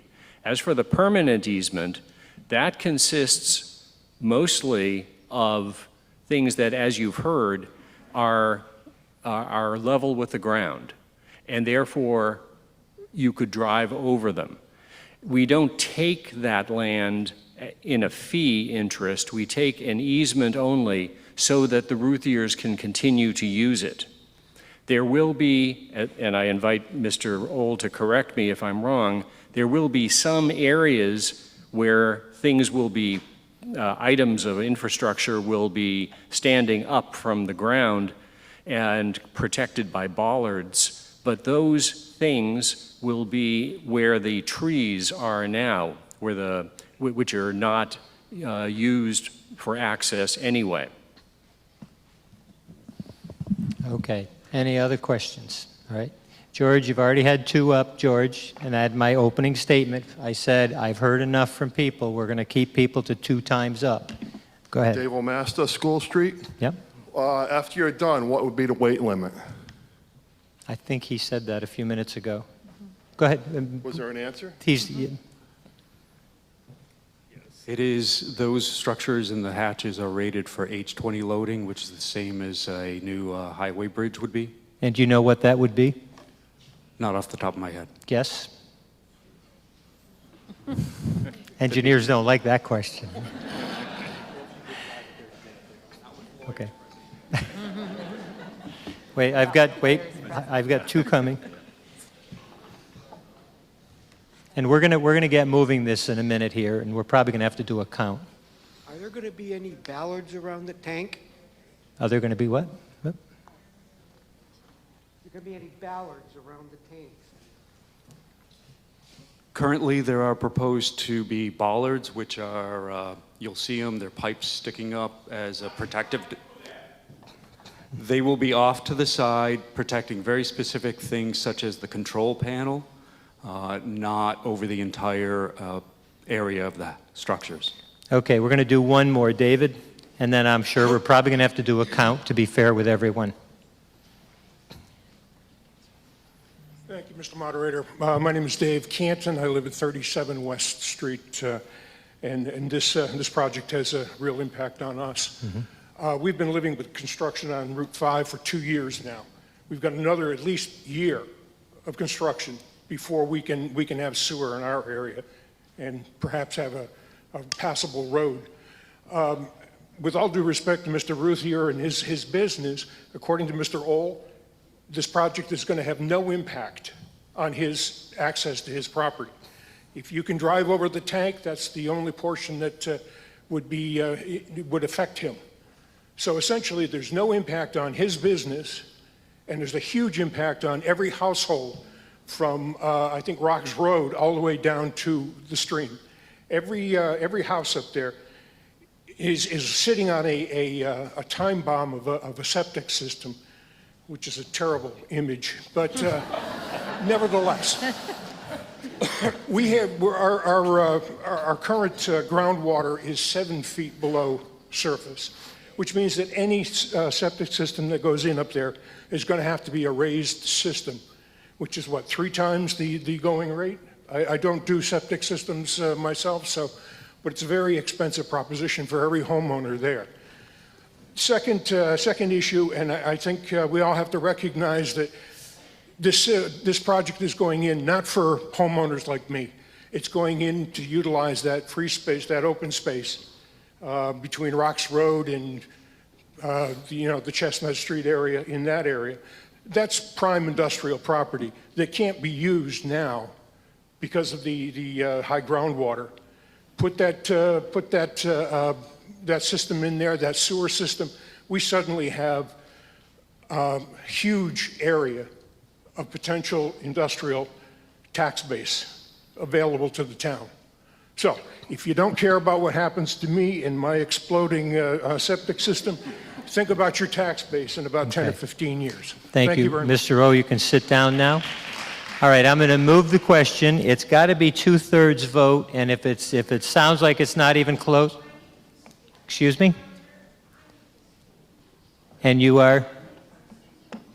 All right, she's a property abutter. I'll give you that one. You can come up, and then I'm going to go to a vote. I'll give you the space because you're in a butter.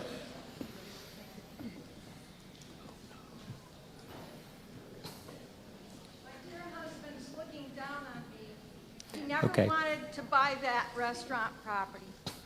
So Okay. he's not up there laughing or saying, I'm going to make you work for that property I didn't want to buy. My name is Susan Beery. Speak into the mic. Can you turn the mic down toward you? Okay. Go ahead. My name is Susan Beery. I own 3436 West Street in Hatfield, the Waxwing Restaurant property.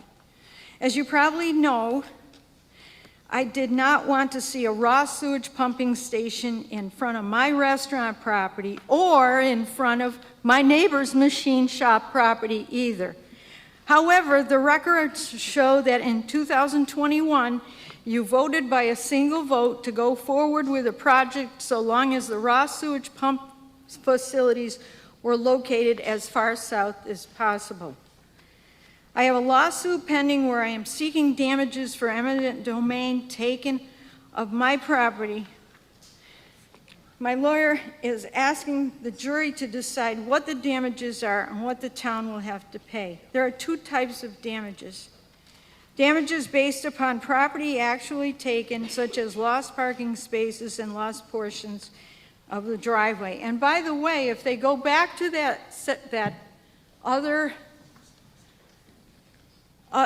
plan, the smelly part will be in the restaurant, and when they have to pull it out, like this other gentleman was just talking about his sewer thing exploding, then what do you think people who are dining outdoors is going to think when they have to pull this nasty thing out and do repair?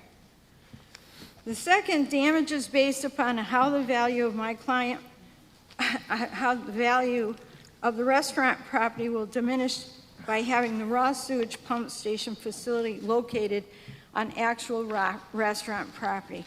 During the lawsuit, the town's engineer gave the judge a plan showing that all of the actual pump facilities will be located on the machine shop property. And I want to stress again, we had a vote last year at this time to try to move it to 47, which is about 400 feet north. Okay, but that the town owns. that vote was voted down, That so was voted please down. continue on. But we tried to move it north on the town's property. Okay, so showing that all the actual pump facilities will be located in the machine shop property, and your lawyer stated in writing that the construction facilities would be done in conformity with the plan that showed all the facilities being on the machine shop property. Also, at last year's town meeting, I tried to get you to vote for moving the pumping facilities to other property owned by the town a short distance further north on West Street. The town's engineer spoke against the proposal and told you at last year's town meeting that I should not be so concerned about facilities because all facilities would be put on the machine shop property. Unfortunately, earlier this year, the town's engineer said he made a mistake. He now says he needs more easement area on the machine shop property in order to get all the facilities located on that property, rather than the restaurant property.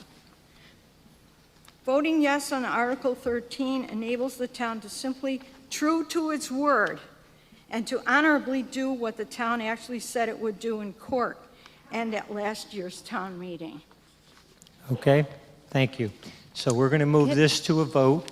We're going to go, it's got to be a 2/3 vote. If it doesn't even sound close, we'll do a head count. All those in favor signify by saying aye.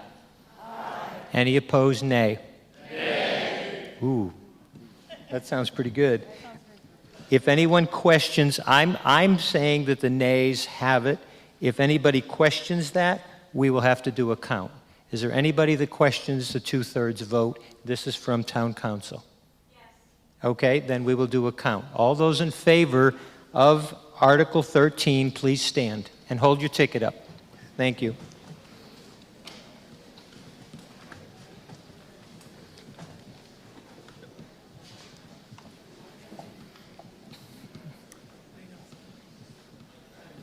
And are you guys going to let the counters know your vote?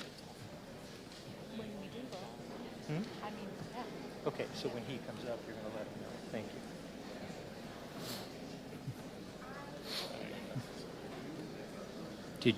Did you get the whole front? Okay. Well, because I don't know if there's, are you standing to vote or are you not? Are you voting? Did it count you? Okay. Okay.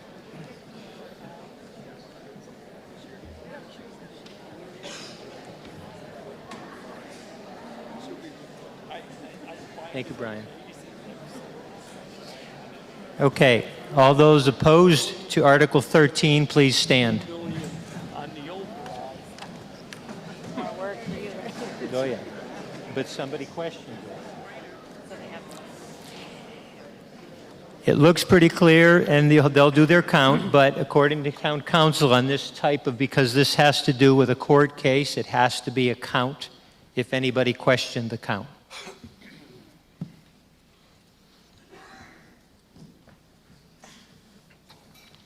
You know, as they're, and as we're quiet and they're counting, you know, I was going to say this earlier, but, you know, it's okay.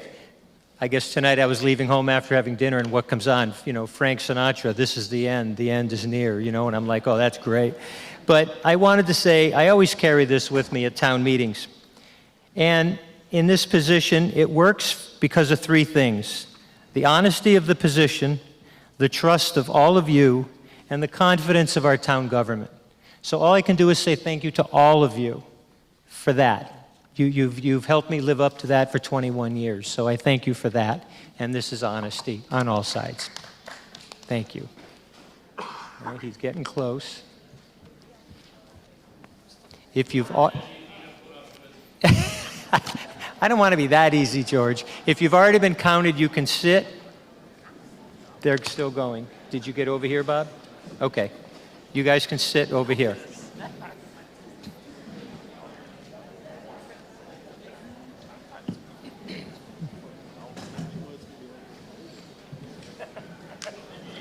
And you'll read it off.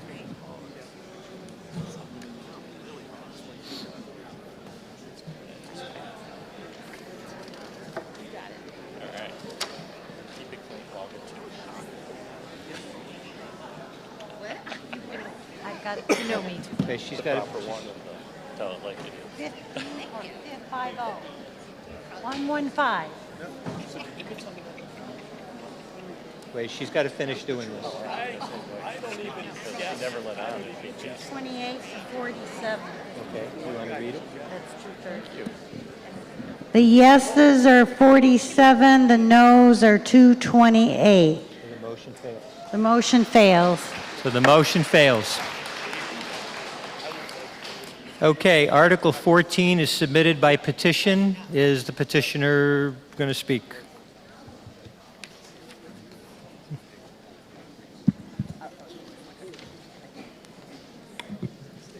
Sandy Walsh, School Street.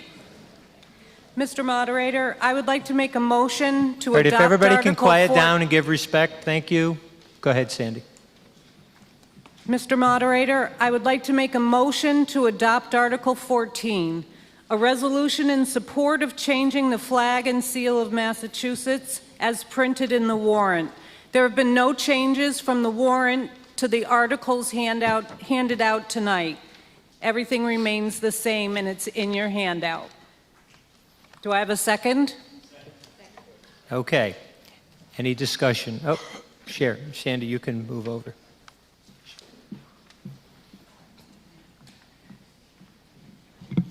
Sharon Nicholas, Main Street. As a researcher and historian, I have questions on this petition. I mean, what is it really saying? If we were asked to vote on a petition that said Sophia Smith was a criminal, wouldn't we say, wait, what is the history on this? I think we should pass all this until such time we can get a group together in this town to study and understand the history of what this petition is talking about. Until then, I would make a motion to table this petition. So we got to do the motion. Motion's made and seconded, so we do There's a a vote. motion on the floor, yeah. Okay, there's a motion made and seconded to table this. Is there any discussion on? Oh, wait, no, excuse me. No discussion, right? Okay, there's no discussion. On a table.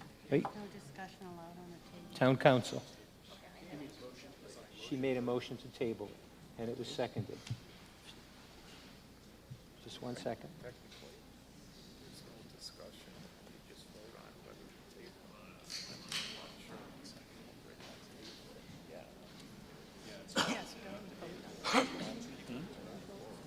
So I got to do a vote to table it, correct?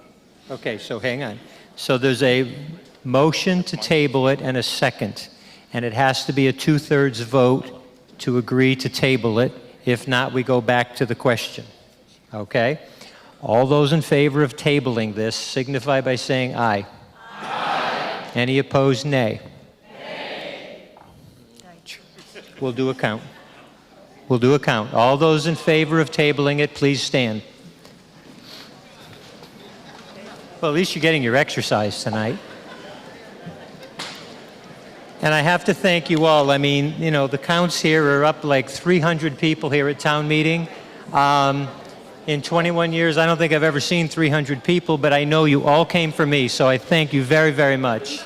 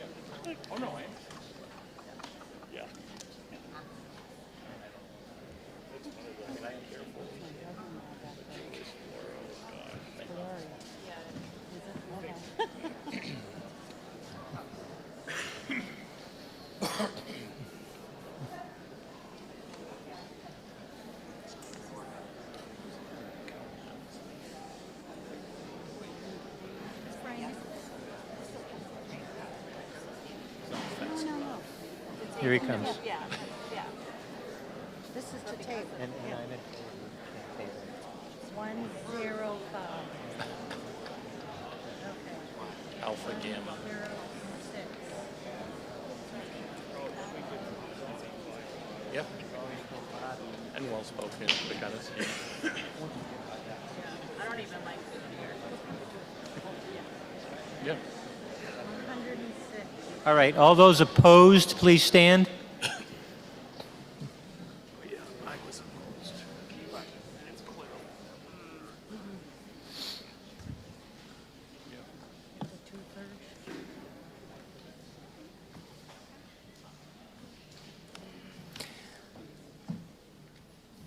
This is how we all get lessons in civics classes. I know.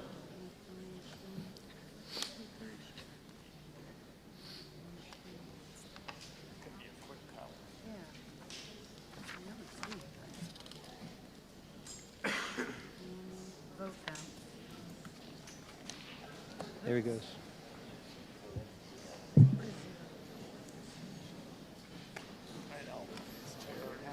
Sure. It's almost fair.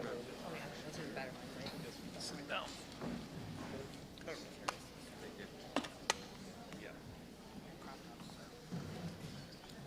You can read it off. 77.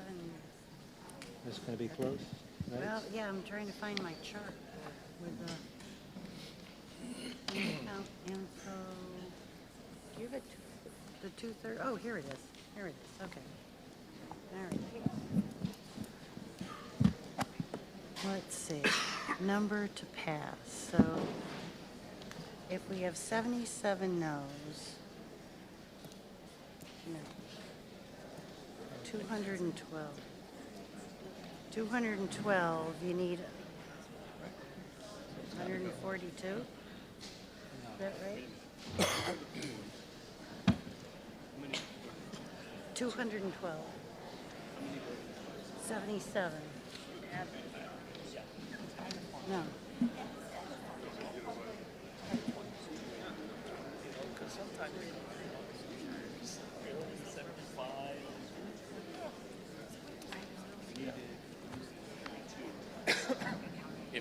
Okay, so we got 212. Okay. The yeses were 212, the noes were 77. The vote to table passes. Okay, so Article 14 is tabled. Okay, we're over halfway. Article 15. Mr. Moderator, Mr. Jaworski. I move we take up Article 15. Second. Motion's made and seconded to take up Article 15 is in your handout. I move that the town vote to amend the Town of Hatfield zoning map by changing the portion of map 219, lots 93 and 92, shown as rural residential, to be rezoned to business and to amend section 2.2 of the zoning bylaws by adding at the end of the first sentence thereof the following, and amended by at the annual town meeting of May 9th, 2023. Second. Warrant article number 15. Motions are made and seconded under Article 15, and before I open this up for discussion, I did hear from the Planning Board that they were recommending this. There were 3 items that it didn't make it into the print, but I just wanted to clarify that. Steph is the chair of the Planning Board. Yep, Stephanie Straits Road, Chair of the Planning Board. I just also want to take this moment to let folks know, for those who are not aware, the town's embarking on updating its master plan, and so it's also called a comprehensive plan, and I just want to let everyone know that that plan comes before the Planning Board, and we vote on that, so I want everyone to know that we're getting some community engagement sessions, a virtual one on May 31st and an in-person one on June 10th. You can find more information at hatfield2040.org. Okay, thank you. I just wanted to mention that. And also, before we dive into these next 3 articles related to zoning, I want to say that these decisions are to change the zoning of these parcels only and not to approve or recommend any sort of project that may come thereafter. Proposed development of parcels pending our bylaws will come before the Planning Board at future meetings. This is just all to change the zoning. As our moderator said, the Planning Board recommends Article 15. This would change 6 and 12 Church Avenue from rural residential to business. The reason why we recommend this, currently the neighborhood and surrounding parcels are zoned business. These 2 parcels were the only ones on the street zoned rural residential. By changing to business, it would make the zoning more consistent and be more aligned with the rest of the neighborhood. And if I can just put Steph on the spot for a minute, can we just say congratulations on being a new mom? You can kill me later. Any other discussion? All those in favor signify. Okay.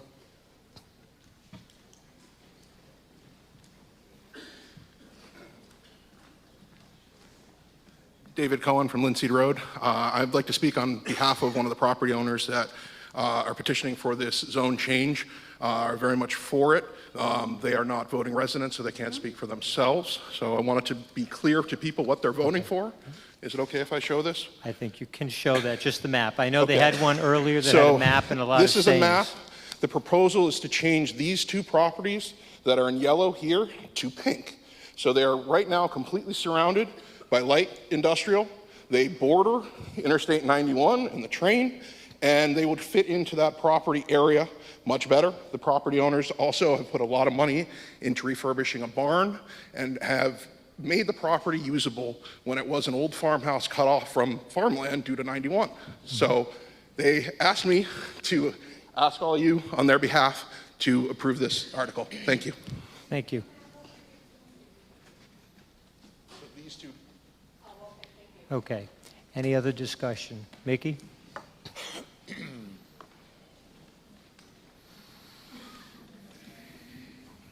I'd like to make an appeal to the town to pass this. This particular person who owns these parcels he's a client of mine, and he will do wonderful things for the town, and I think these parcels would be a great addition to this section of commercial entities off of Route 5. For a minute, I thought you said pass it. Okay, any other discussion? All those in favor signify by saying aye. Aye. Any opposed, nay. Motion carries. Mr. Moderator. Mr. Moriarty. I move we take up Article 16. Motion's been made and seconded to take up Article 16 is in your handout. Mr. Moderator. Mr. Moriarty. I move that the town vote to amend the Town of Hatfield zoning map by changing the portion of map 216, Lot 1, and map 219, Lot 79, shown as rural residential to be rezoned to light industrial, and to amend Section 2.2 of the zoning bylaws by adding, at the end of the sentence thereof, the following. And amended by and at the annual town meeting of May 9th, 2023. It was warrant Article 16. She has a correction. I just want to correct, maybe I heard it wrong, but at the end of the first sentence, I didn't hear the word first. I didn't hear you. You skipped a word. What word? The word first, right here. That's, okay. I didn't, in my opinion, but that's okay. I'll say it again. So do you need me to read the last sentence again? Yep.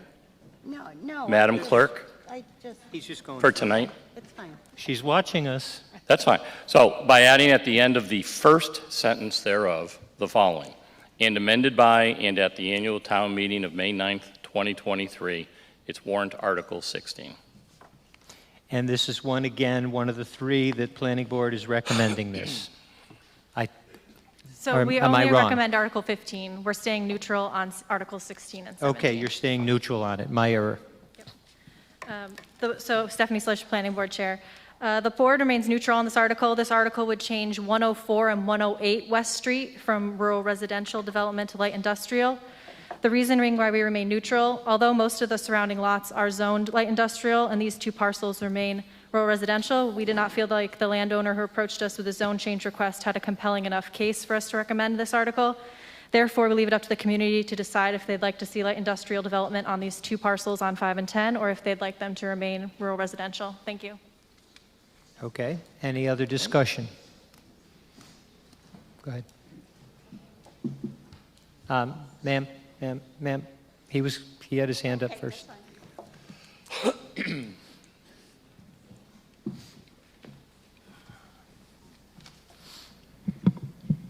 Good evening.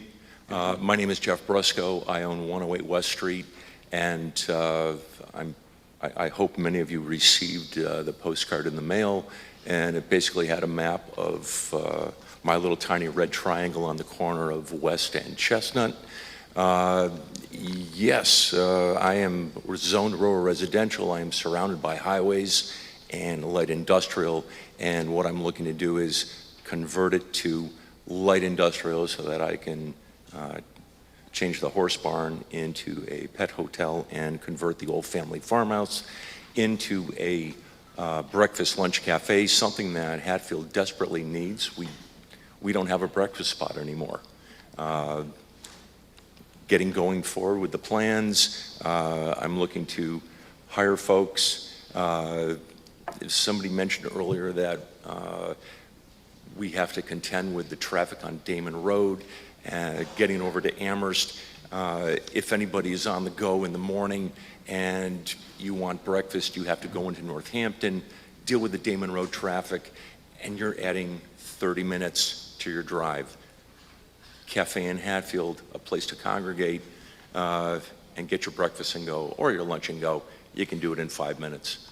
Okay. So please vote for light industrial in that area. Okay, thank you. Now, you had a question here? Yep, you got to get up to the mic.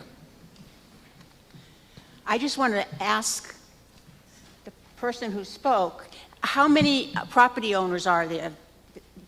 2? And one of them is not supportive of this? It wasn't clear. You can talk up to here, yep. No, I was saying the planning board remains neutral on this, but both property owners are in support and spoke in support of this. Mm-hmm. Okay. Ma'am, I'm sorry. Can you state your name again and your address? Betty Snow, 78 Elm Street. Thank you. Any other questions? Mark?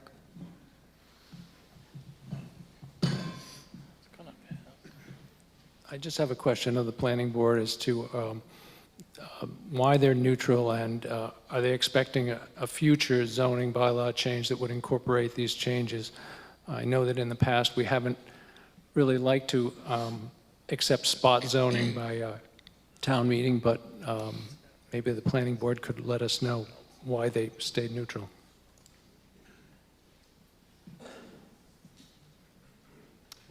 Yeah, thanks, Mark. Yes, an ideal world, I think coming out of the comprehensive plan, master planning process, the recommendation will be to look at a more holistic rezoning map in our zoning bylaws. And the fact that we have 3 of these zone changes on the town meeting warrant is, I think, indicative of why we need to do that. But again, I mentioned we stayed neutral on this particular, it's precedent that if a community member wants to bring a zone change to their land or a parcel of our map, that we do bring it to town meeting. That's the precedent that we set, and so we have sent forward all of those. We decided, again, to remain neutral because the applicants at the time of the hearing on this at our planning board meeting, we didn't feel like they had a compelling case in order for us to come here with a full recommendation to this. Okay. Any other questions?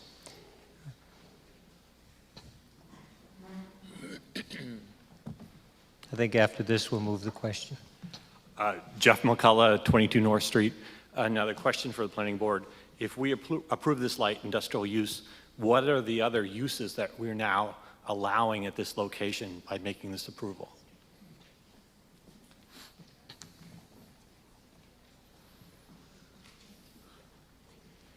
I don't have the table of use at the top of my mind right here, but a lot of light industrial would be like warehouse facilities, things like, I don't have it off the top of my head, but I can look it up if someone else has any comments and I can come back. But it opens it up, obviously. Right now, rural residential is like homes and a couple of small home-based businesses. Otherwise, there's no like business development really allowed. You could do a cafe, I guess, too, with it currently zoned rural residential, but you can't do much more than that. Michael, don't steal her voting card. All right. All those in favor of Article 16, this has to be a 2/3 vote, signify by saying aye. Aye. Any opposed, nay. Motion carries. Mr. Moderator, Mrs. Zinal. I move we take up Article 17. Motion's been made and seconded to take up Article 17 is in your handout. Mr. Moderator, Mrs. Zinal. I move that the town vote to amend the Town of Hatfield zoning map by changing the portion of map 211 lots 32.1, 32.2, and 32.3 shown as rural residential to be rezoned to light industrial so that the entire lot is within the light industrial district, and to amend Section 2.2 of the zoning bylaws by adding at the end of the first sentence thereof the following: and amended by and at the annual town meeting of May 9th, 2023, warrant Article 17. You've heard the motion made and seconded in Article 17. Steph, do you want to? Stephanie Slish, Planning Board. The board remains neutral on this article, just as we did 2 years ago when a very similar article was brought to town meeting and failed. If someone wants to bring the same or a very similar article back to town meeting, they must wait 2 years before getting it back on the warrant. So that's why we're here now, 2 years later, voting on something very similar.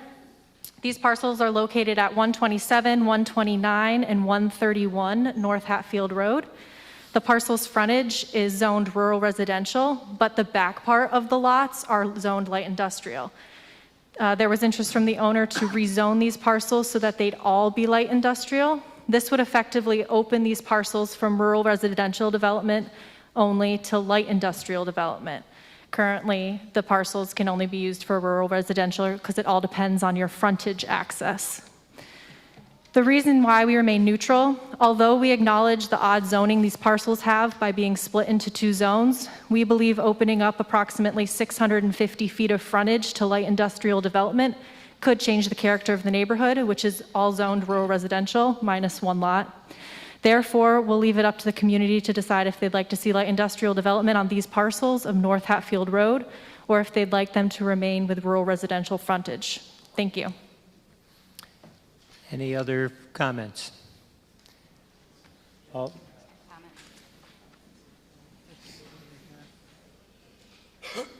she's recusing herself from the Finance Committee and speaking as a private citizen. Kim Baker, North Hatfield Road. As Stephanie said, 2 years ago, we voted no on the rezoning of this same property. We all said that together. I know that we need growth in town, but it needs to be thoughtful and deliberate. The master plan process is underway, and we'll look at the town as a whole and what is best for the greater good, and not just one family or one business. Putting a landscaping business in the middle of a residential neighborhood does not reflect a thoughtful and deliberate process. This will create more traffic on an already very busy street. These lots on North Hatfield Road are better suited for residential housing, which would also potentially bring new students to our schools. We don't have a split tax rate, so from a revenue standpoint, residential housing actually might yield higher tax assessments if there's 3 different homes built there. So my ask would be that we as a town again oppose this rezoning request. Thank you. Any other comments?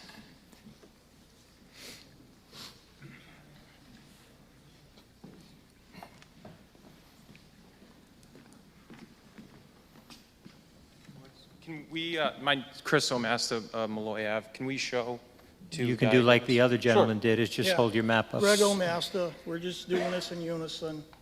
So why don't you hold that up? So my father will hold up the map, which is showing everything in purple is light industrial, and Hold it up over your head. Dad. Yeah. So as you can see, this is the area. So we're looking to have a zone change done here, which we came before the town 2 years ago to, as Kim Baker had mentioned, to put our landscape company up. We've been in business since 1979 in Hadley.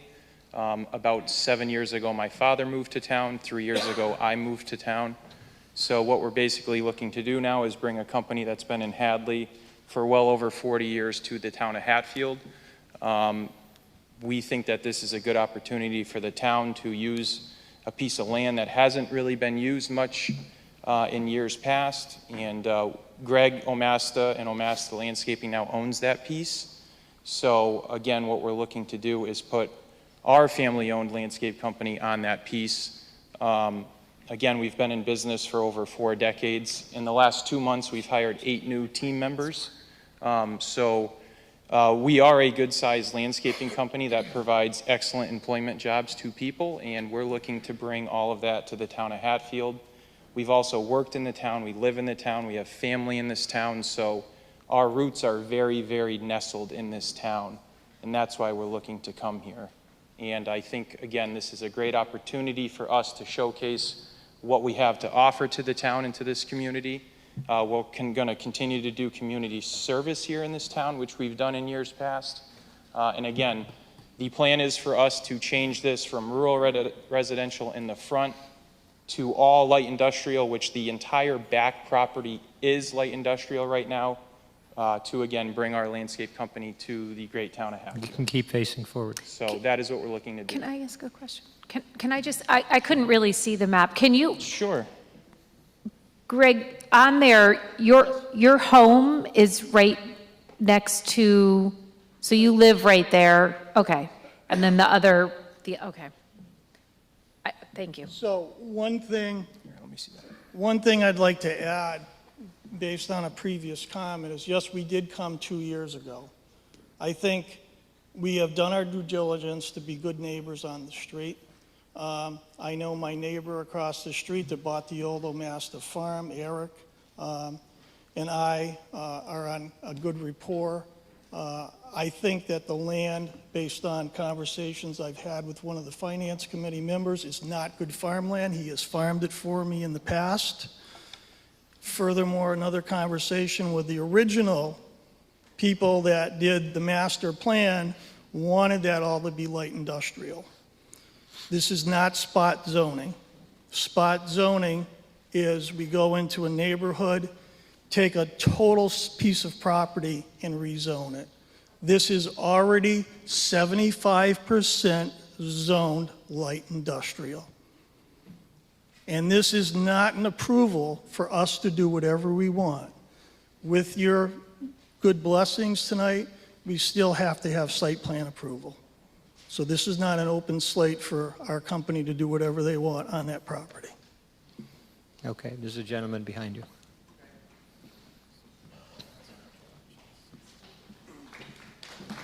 Eric Bodzinski, 138 North Hatfield Road. I am across the street from the proposed zoning change.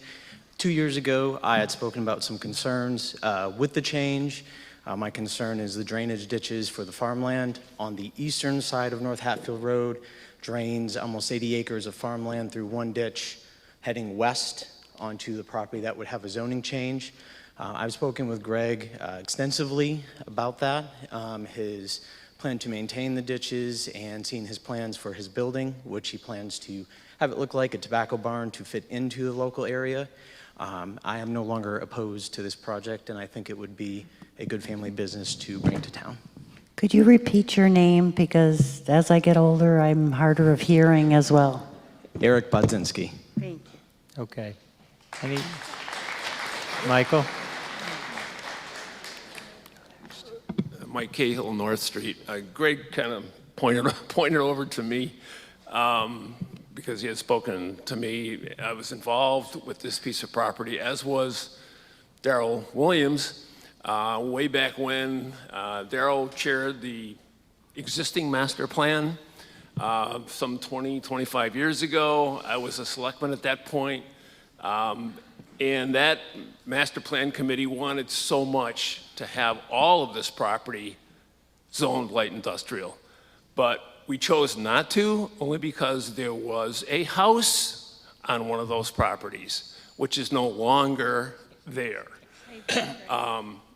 Number one. Number two, I was also on the redevelopment authority several years ago, and we had actually put together an economic development plan for this community that had earmarked that 60 acres of land, most of which is currently light industrial at this point, to be a business park for this community.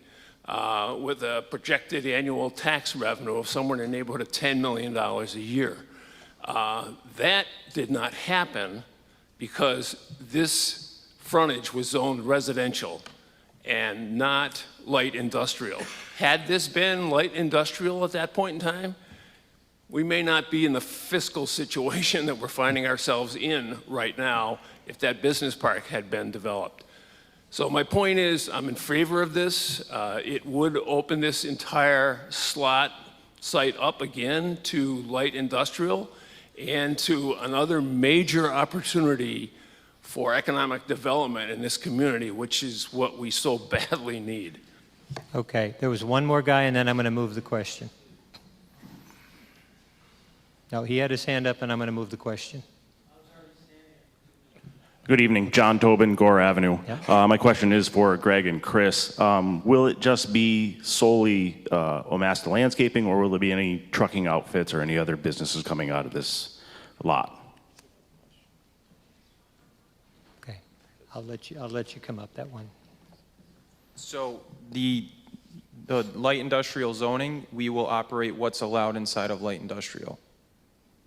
Well, did he answer your? Okay. Yeah, to clarify, trucking operation would not be allowed in a light industrial zone, but landscaping, something like a landscaping business would. And we're not voting on these projects tonight. Anything could potentially, that qualifies for light industrial development, could go into these parcels. Okay, last comment.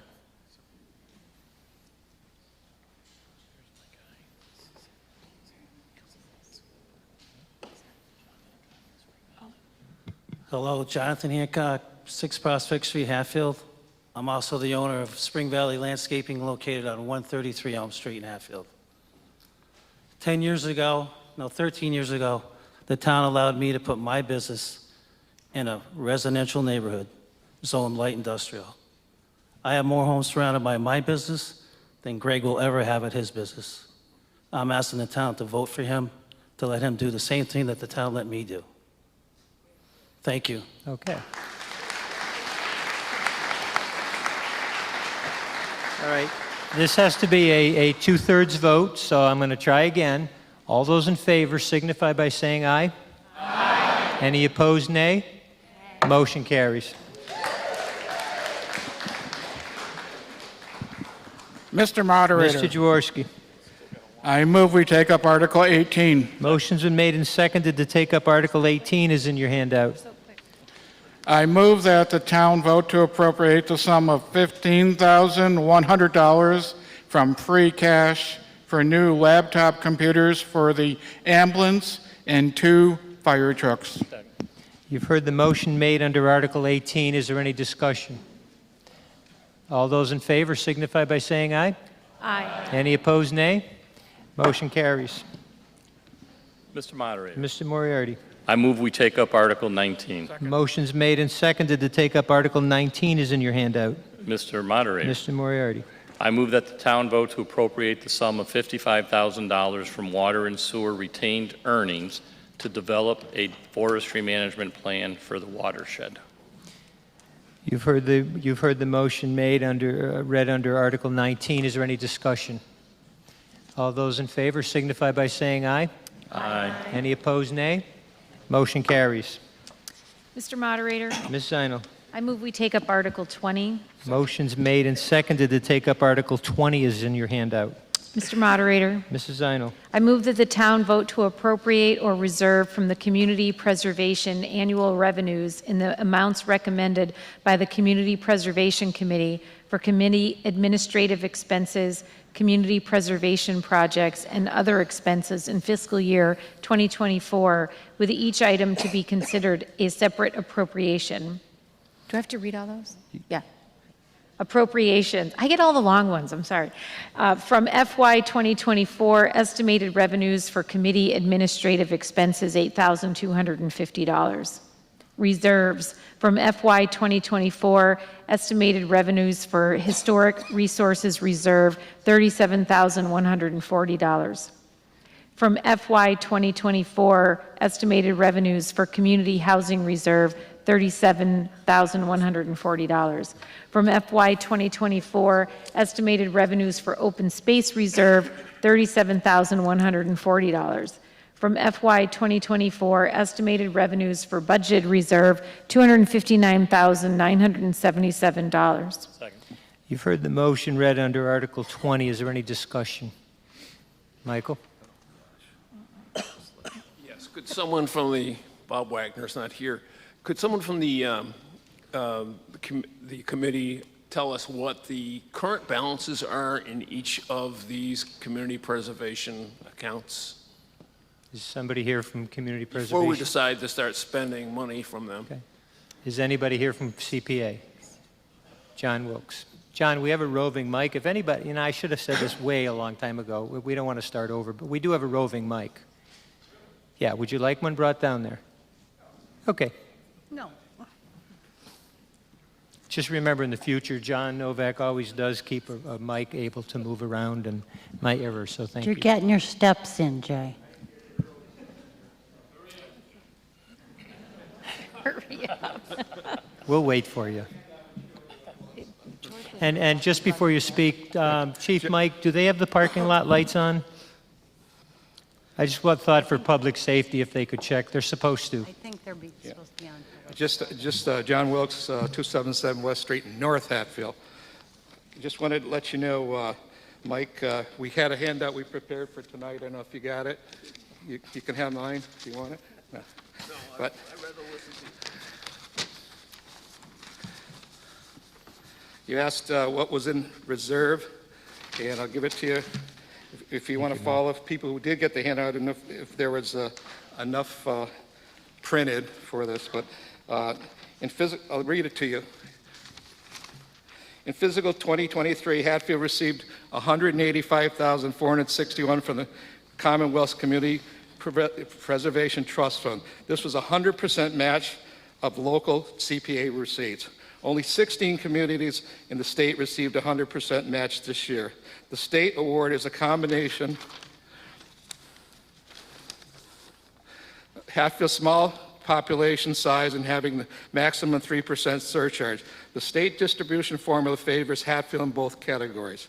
Since 2008, Hatfield has raised $1,897,352 from local CPA collections and received $1,675,483 from the state trust fund, 88% state match.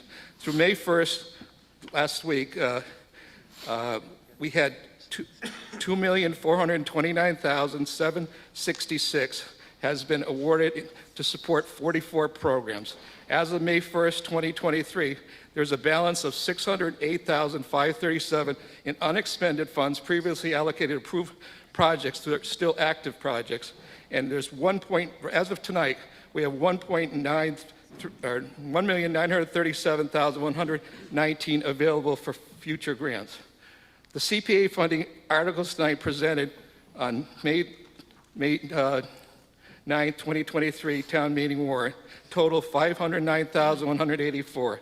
If enacted and approved, the result will reduce the amount of CPA funds for future projects based on May 1st, 2023 accounting to $1,427,935. Every year I have to say this, that you guys are incredible to get the matching grants you get from the state.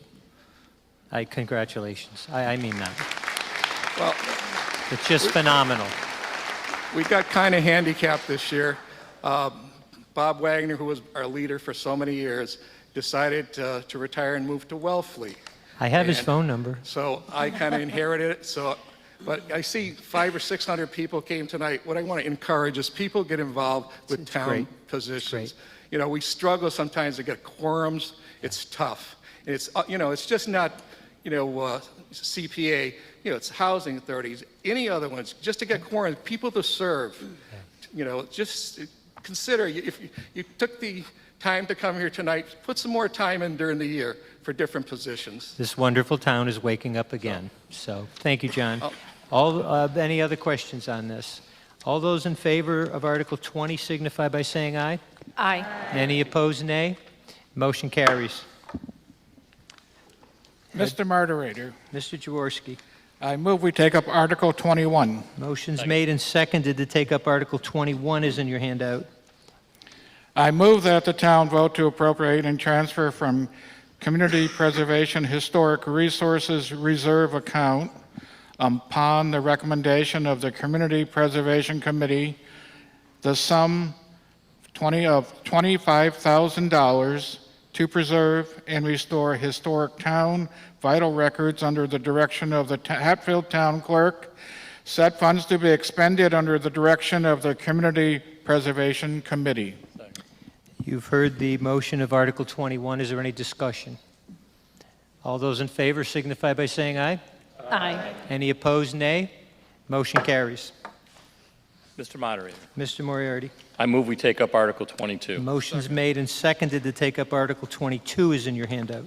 Mr. Moderator, Mr. Moriarty. I move that the town vote to appropriate and transfer from the Community Preservation Budgeted Reserve account upon the recommendation of the Community Preservation Committee the sum of $10,000 to preserve and restore shade trees within Hatfield's historic districts under the guidance of the Hatfield Select Board and Department of Public Works. Said funds to be expended under the direction of the Community Preservation Committee. Second. You've heard Article 22. Is there any questions? Michael? Quick question. Phil, I don't know if you're involved in this or not. How many trees will this be, more or less? The last appropriation was for the same amount, and we planted 58 trees within the town in the historic district. And when was the last appropriation? When was the last appropriation, and how long ago was that? 2017. So could we plant more than 58 trees? You want to help? It depends on the size of the I'll trees. help. Yeah. You know, I mean, it's all about the size.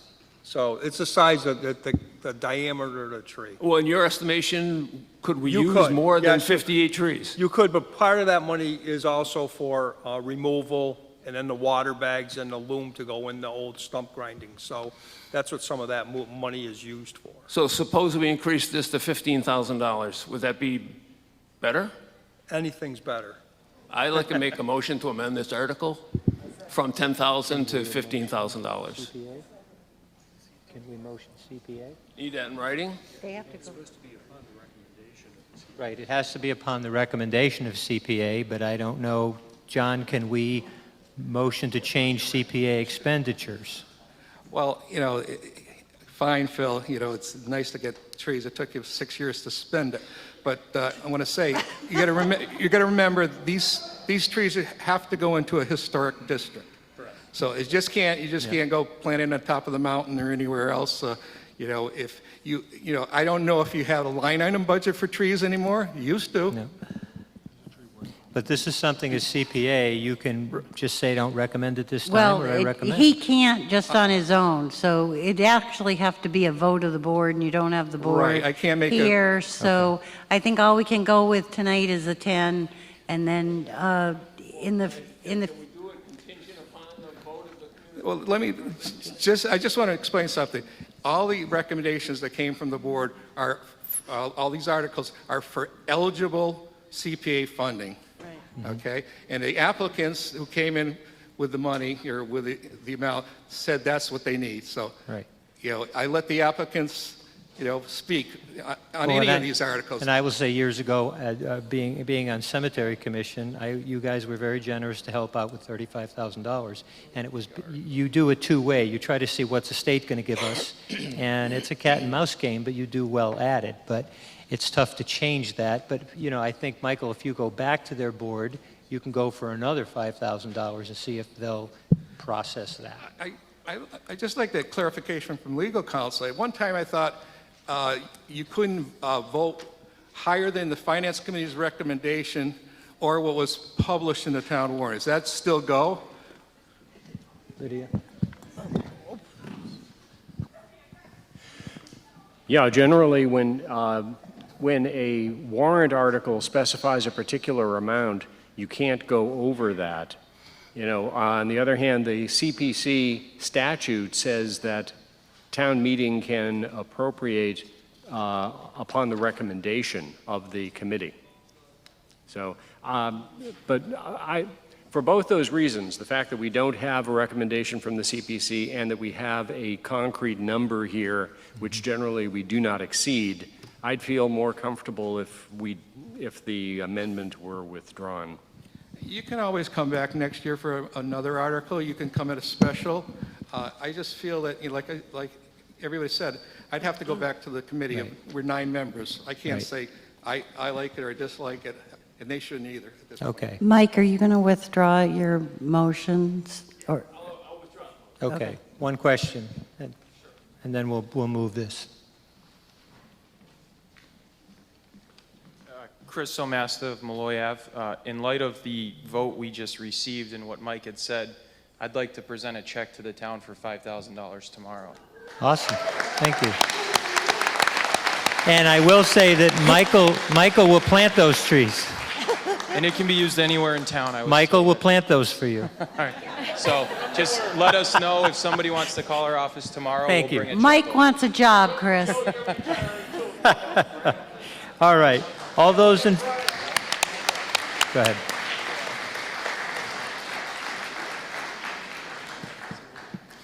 Betty Snow, 78 Elm Street. I just asked that the trees are not planted underneath any electrical lines. It drives me nuts when you But then do we have no that. power outages. So, Okay. All right. All those in favor of Article 19 signify by saying aye. Aye. Any opposed, nay? Motion carries. Wasn't it Article 22? That was 20... I'm sorry, that was 22. Do we have to do that over? No. Okay, we're good.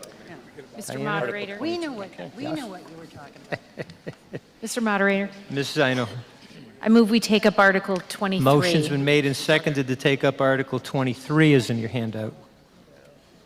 Mr. Moderator, Mrs. Zino. I move that the town vote to appropriate and transfer from the Community Preservation Budgeted Reserve Account upon the recommendation of the Community Preservation Committee the sum of $10,000 for survey, water quality testing, baseline assessment, core collection, lab testing, and preparation of a report on the condition of and feasibility of rehabilitating and restoring for recreation purposes the town-owned day pond located at Smith Academy, 34 School Street, under the multiple department guidance of the Hatfield Select Board, Hatfield School Department, Recreation Department, and Department of Public Works, said funds to be expended under the direction of the Community Preservation Committee. You've heard the motion on Article 23. Is there any discussion? All those in favor signify by saying aye. Aye. All those opposed, nay. Motion carries. I'm trying to Mr. hurry up 'cause- Moderator. I'm trying to hurry up because John's standing here. Okay. Go ahead, Ed. I move we take up Article 24. Motion's been made and seconded to take up Article 24 is in your handout. I move that the town vote to appropriate and transfer from the Community Preservation Budgeted Reserve Account upon the recommendation of the Community Preservation Committee the sum of $400,000 to create tennis and pickleball courts for recreation on town-owned land at the Hatfield Town Center under the guidance of the Recreation Department, Open Space Committee, and Department of Public Works. Said funds to be expended under the direction of the Community Preservation Committee. You've heard the motion made and seconded under Article 24. Is there any questions? Go ahead. Kim McGovern, Main Street. Where specifically would these pickleball and go? I'd have to In your backyard. I'm going to defer to Julie Pacala, who was the applicant, and she brought her the application before the CPAs. This one has been evolving. It was the first application we received this year. So I'd let Julie explain it. She has a better handle on it. And also Danielle Staniszewski from the Recreation Department. Okay. Also, we're sponsors of this bill. Yeah, I did give it a little background in this. As you probably noticed, pickleball is just going crazy in this country. It's the fastest growing sport. And you read in the paper almost weekly about towns that are building new courts. Almost every town in Hampshire County is either in the process of building courts or adding to their courts because it's so popular. If you notice these purple lines here, it's because we're playing pickleball in here. We're playing them in the elementary school. We have over 200 people that are playing. So we need outdoor courts. People in Hatfield are having to go elsewhere to play once the weather gets nice. What we're recommending is one tennis court that would also be 2 pickleball courts. You can fit 2 pickleball courts on one tennis court, and 2 dedicated pickleball courts. There would be a fence around it. It would be located behind the condos across the street from Town Hall. It would be fenced in. We would be using this acoustic curtaining around it, which scientific studies have shown reduces the sound from pickleball by 50%. And we would also have arborvitae planted around it. So those are the 2 main things that people do to reduce sound around pickleball. I've gotten grants for the town, the elementary school, and the high school to play pickleball, and people are having a great time playing pickleball in town. We need a place outside that people can play. Okay, thank you. Any other questions?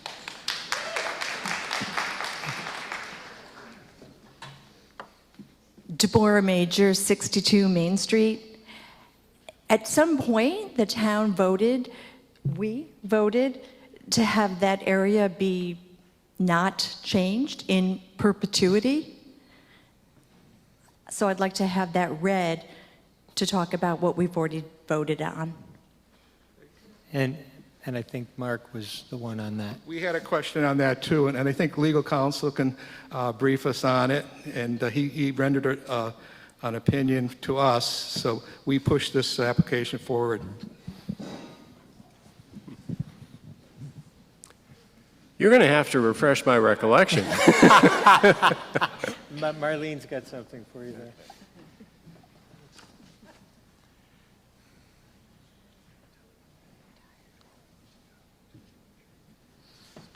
And Mark, you're the one that brought it up to be in perpetuity, so you might be on the spot.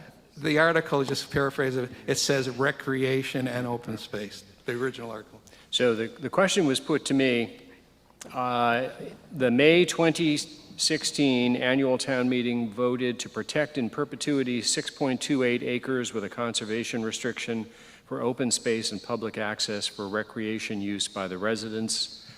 And in your opinion, may the property be used for the purpose of a recreational court, and may the committees proceed with development of the court without a recorded conservation restriction. And I said, a perpetual conservation restriction must be signed by the Secretary of the Executive Office of Energy and Environmental Affairs and otherwise comply with Chapter 184, Section 32, and has to be held by someone other than the property owner, such as a conservation trust. The state has a preferred format they use, which typically runs to more than 20 pages. We would also need a survey to show what part of the land is burdened by the restriction. And I agree that we should be able to include a pickleball court. The town meeting vote includes recreation as a purpose of the land, and I believe that so long as not too much of it is given over to such things, the state usually does not object. Okay. Any other? So related parking and recreation, toilets, and other things that the general public needs for tennis courts and pickleball, how is that impacting the land that? So in the conservation restrictions that I've been involved with, ancillary things like parking and toilet facilities just have to be included because otherwise there's no way to accommodate the public.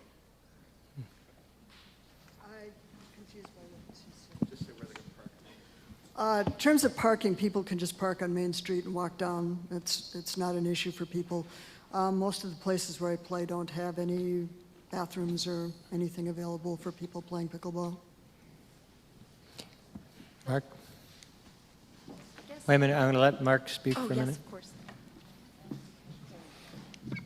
My name is Mark Gillot, 70 Elm Street. two, I did make the motion in 2016 to have the land preserved and a conservation restriction put.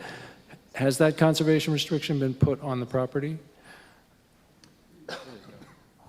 No. No. So it needs to happen before the pickleball courts are actually constructed. Is that correct? That's right. Ma'am. John, behind you. Lisa Eckes, North Street.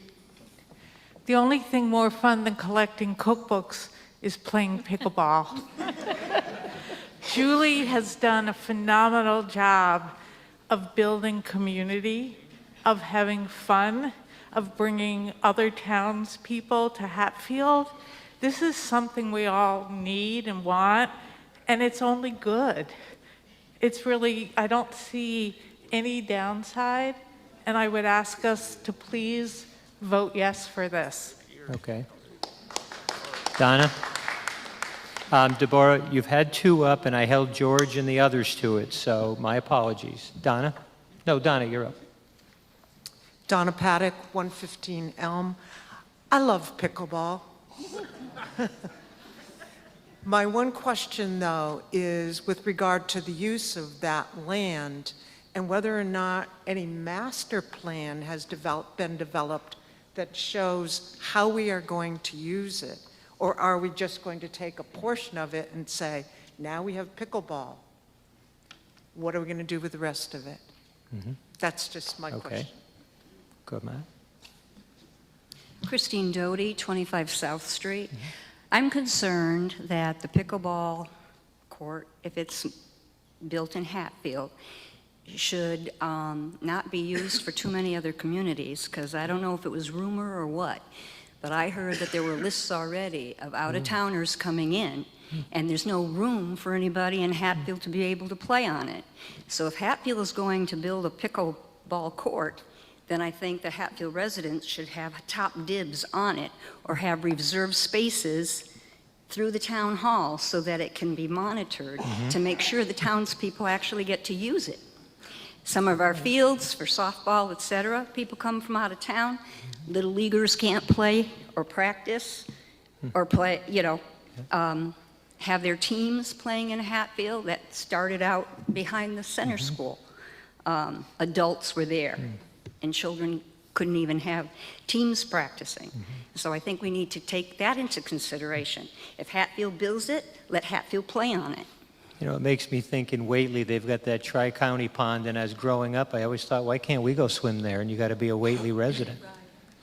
I don't know. I know you held Julie, or like everybody else, probably to the two, coming up here twice, but they do have a plan. Okay. Yeah, I believe it's a preliminary plan of how to allocate, court time and things like that, how they're going to maintain it, and so. Can I Thank you. ask a question? Diana? I'm just curious, Julie, what is the plan for upkeep on these? I remember the tennis courts that were behind the elementary school. I played on them a lot myself. They were great. But, then they cracked. It wasn't safe to play anymore. So, I mean, this sounds like a great plan. We all want more recreation in town. I'm a little concerned about the location just because of the we've got the new condos there, and now you're going to put something in the back that is going to bring people behind their residence. So I'm a little concerned about that. But I do want to know about the plan and which town department is going to be expected to pay for upkeep. Sure. In the first place, the reason that the budget for this is as high as it is because we would require the people that are building it to give us a minimum of a 10-year warranty against structural cracks. And I've talked with a number of these companies, and you're able to get that. And what I'm proposing is a use fee, a small use fee, like $20 a year for Hatfield residents, maybe $30 for non-residents, to use it, and that can be used for maintenance, like if small cracks develop, and develop that fund for larger maintenance over the long term. But for the first 10 years, there should be minimal maintenance. And what was your second question? Oh, well, it's already zoned recreational, so the people that come to those condos should realize that that land back there is to be used for recreational purposes in Hatfield. And I've designed, I did a lot of research on how to have the least impact on people that live there. And between the acoustic fencing and the arbor vitae, it should have a minimal impact. And it's not like 1 million people go and play at one time. Okay.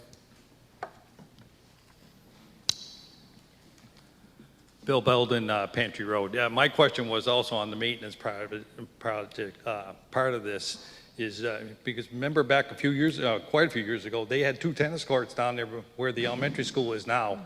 Nobody maintained them. That's where they're long gone. So if we're going to do this, we need to maintain them. Kathy?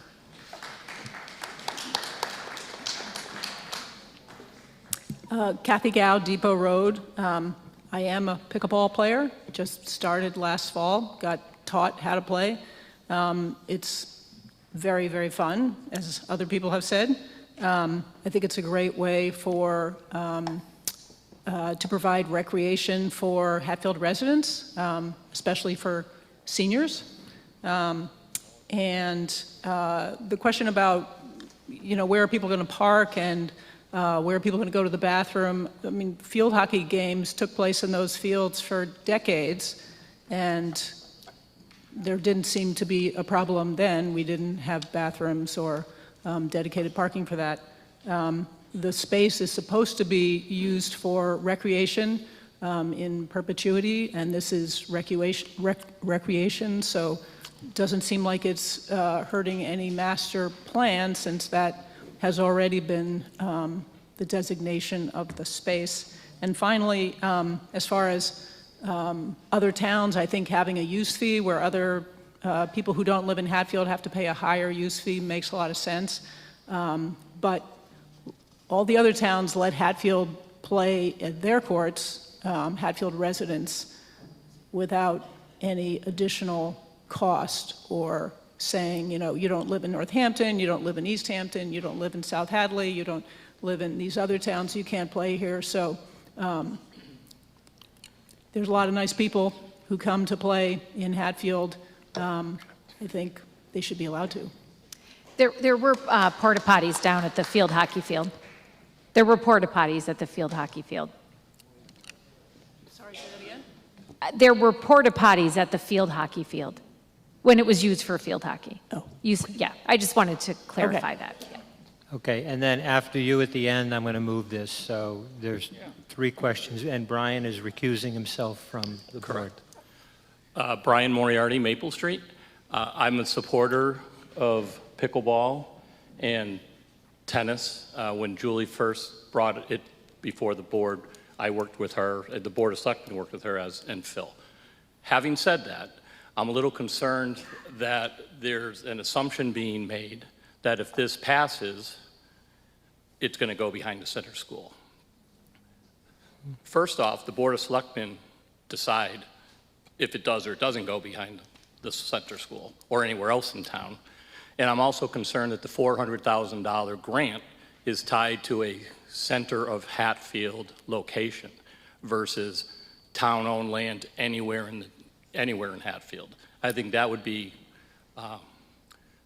a better process or a better feel for people to have an understanding that CPC will fund it. I think they should fund it. It falls within their guidelines, but I think it should be expanded to be anywhere in Hatfield.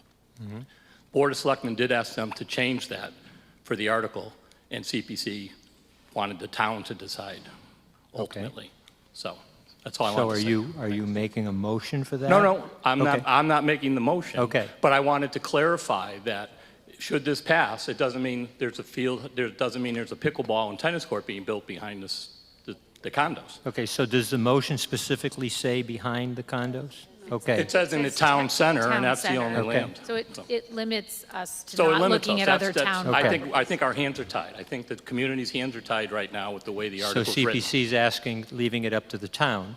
Correct. All right. But again, I'm clarifying that it's not a done deal. Okay. So my name is Caroline Wirtz. I live on Elm Street. And I was just curious. I'm not against, recreation or tennis or anything like that. But is this going to be like a daylight only thing? Or is it going to be like lighted? Is the responsibility for lighting it going to be, expensed through community preservation? Or is it going to be a town, something we're going to have to raise tax money for to light it, or is it just daylight only? I'm just curious. So Julie will answer that.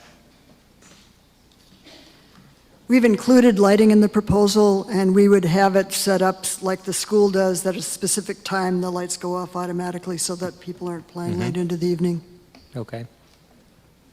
Hi, I'm Let- David Major at 62 Main Street. So I'm watching all of this happening.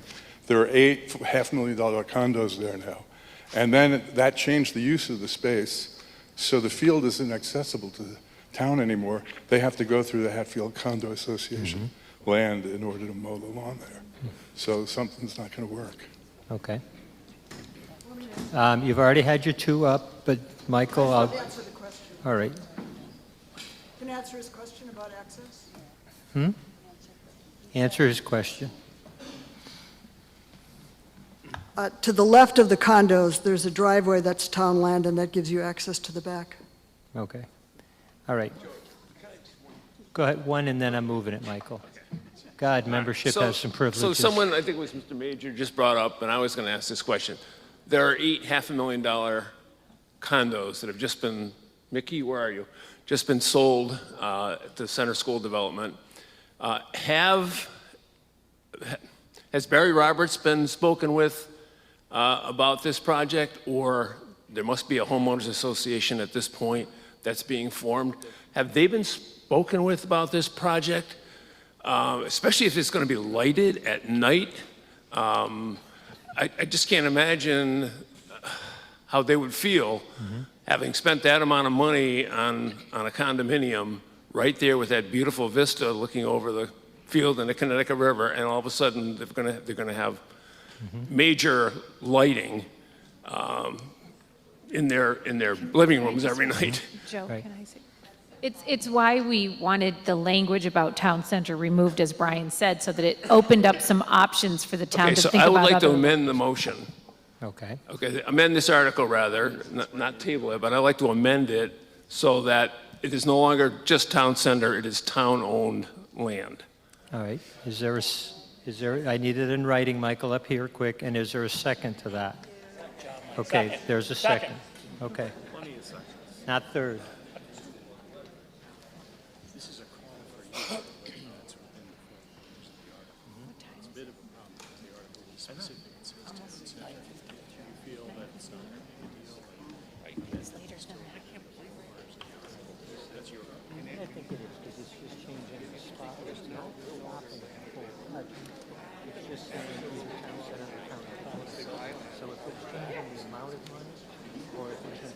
Baseball court, it's just saying it's still in the town. It's still a thing. It's not going to stop pickleball. They'll still have it. They're going to get it.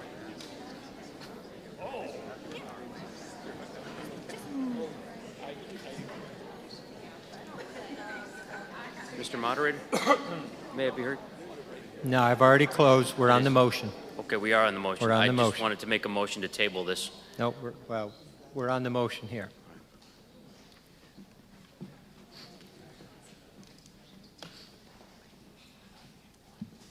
You can do what you want after this motion. When this motion passes or fails, we go back to the article.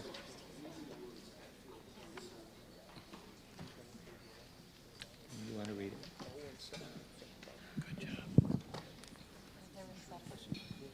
Yes, there's 3 seconds. Okay, so now there's a motion on the floor to amend Article 24 to read, in the middle there, to create tennis and pickleball courts for recreation on town-owned land, and deleting the words "at Hatfield Town Center." So it goes town-owned land under the guidance of the Recreation Department, Open Space Committee, and Department of Public Works, and continues to the end. Okay, so now we're on the motion. Is there any discussion on the motion? Motion to amend. All right, all those in favor on the motion? Up.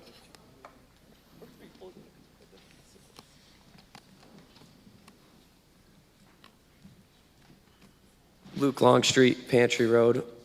I was just curious if Community Preservation could answer that. Is this tied to a state grant that we've already been awarded for matching funds that the language does read that it is in the town center? Can we make this and still receive the funding? John? No? Okay, so there's no grant? Okay. Okay. And what about, have we explored any use for the land in front of the elementary school, that field? We have? School don't want it. But it's town-owned land. It's up to the voters, right? Not just the school? It's not big enough, too.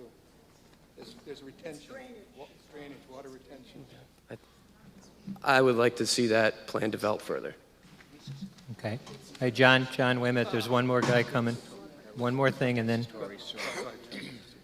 To address Luke's concern, so 4 things were looked at. Steve Twillum sits 83 Depot Road.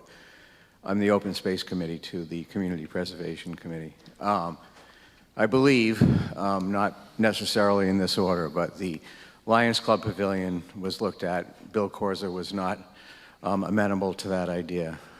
Smith Academy was looked at. There would then be the constraint of not being able to have the general demographic that would be playing pickleball be able to get on the courts till after 2:30 for one half of the year. Okay, but wait a minute. This is not on whether pickleball or not. This is on to change it to town-owned property. Okay, and so the compensatory storage area already eating up a lot of the Hatfield Elementary School was seen by the Conservation Commission member on CPC to be an unsuitable location. Okay. Thank you. John, did you want to add anything? When this came back to us about the town center, we voted unanimously to keep it a town center. The applicant spent 3-4 months going to every town-owned property, asking everybody, can we use it? If the Board of Selectmen, Brian, if you got a parcel, tell us about it. Ideal place would have been up on Elm Court, but you decided to put a bike path and a DPW thing up there, so. Okay. Any other comments on the motion? In the back.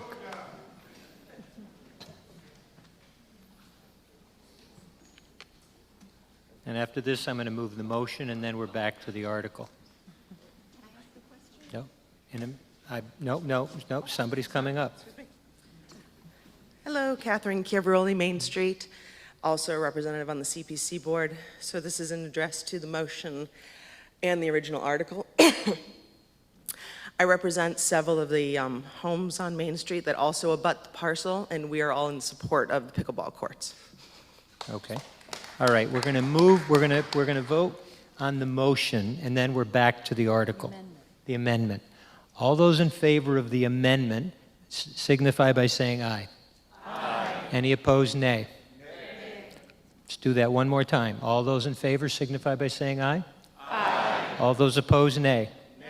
The ayes carry it. The amendment goes through. Now we're back to the article. So now we have an article looking for pickleball courts to go somewhere in town. Is that true? Yes, town-owned land. Town-owned land. Okay, is there any discussion on the pickleball courts now? Well, in terms of adjacent homeowners, I am one, and I was never conferred about the usage of the field. And I'm in a condo association, and I believe no one else in the condo association was referred to. So with this article, if I understand this correctly, and I'm tired, so I'm not sure, it could still be at town center, because it just says town-owned land. It just gives opportunity to look a few more places, and all of this has to come before the planning board with site plans and what's going to be allowed, what won't be allowed, and you all can go to those planning board hearings to speak in favor, speak against what the project inevitably becomes. So when people go to the planning board for an application, they have to notify all the abutters for a certain distance. 300 feet. That's when you have your chance to speak up. All right? All right. I'm just going to do this last one. Mr. Moderator, James Sullivan, Plantation Road. I just had a question relative to the community preservation budget. We spoke earlier about the 1.9 million we had, and that's been dwindled down to, I believe it's an operating budget of about 509. With the $400,000 expenditure here, I understand that we're only going to have 100,000 left in that budget. Is that accurate? 1.4 million left. 1.4 million left. It was unclear. I was trying to take notes as quick as you spoke, sir. There was a handout. Thank you. So could CPC take over the school? I know, I'm just having fun with you, John. The moderator for not having enough copies. Be that as it may, I think Okay. that answers my question, Mr. Moderator. Okay, thank you. All right. All those in favor of Article 24 signify by saying aye. Aye. Any opposed, nay. Nay. I'm going to do this, and again, I believe I know the answer, but all those in favor signify by saying aye. Aye. Any opposed, nay. Nay. Motion carries. Okay, Brian? Okay. Sorry. So if 26. Mr. Moderator. Mr. Moriarty. I move we take up Article 25. Motion's made and seconded to take up Article 25. Mr. Moderator. Mr. Moriarty. I move that the town vote to appropriate and transfer from the Community Preservation Budgeted Reserve Account, upon the recommendation of the Community Preservation Committee, the sum of $55,934 for constructing a pavilion in Smith Academy Park, including the payment of all other costs incidental and related thereto, under the guidance of the Hatfield Select Board and Open Space Committee, said funds to be expended under the direction of the Community Preservation Committee. You've heard the motion made and read under Article 25. Is there any discussion?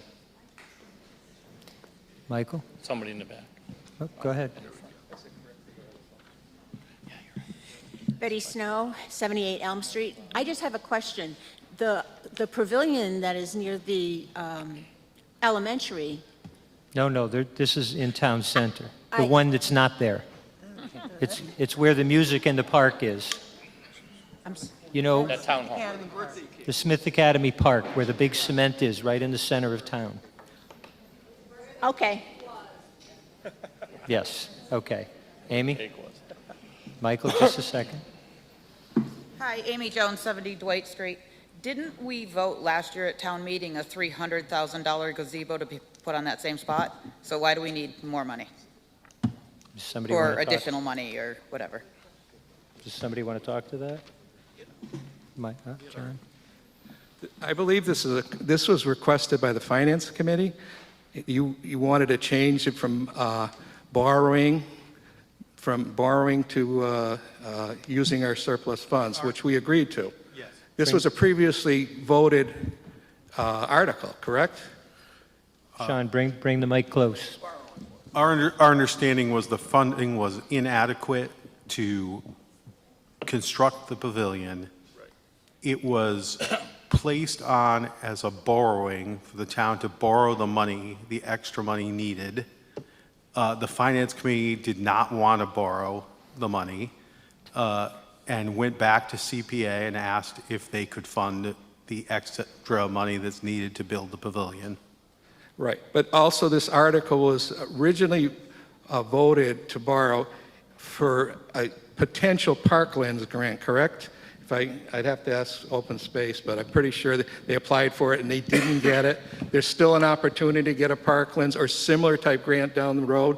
So Community Preservation said, we're not adding additional money, we're just changing the source of the funding. And we're sitting on $1.4 million. So instead of having the town to borrow it, we thought it was at 8% probably today, but we, just, take it out of the reserve fund. And if this article passes, Article 25 passes, and we use CPA funds for this, then we're going to table Article 26, which was an article to correct the original borrowing.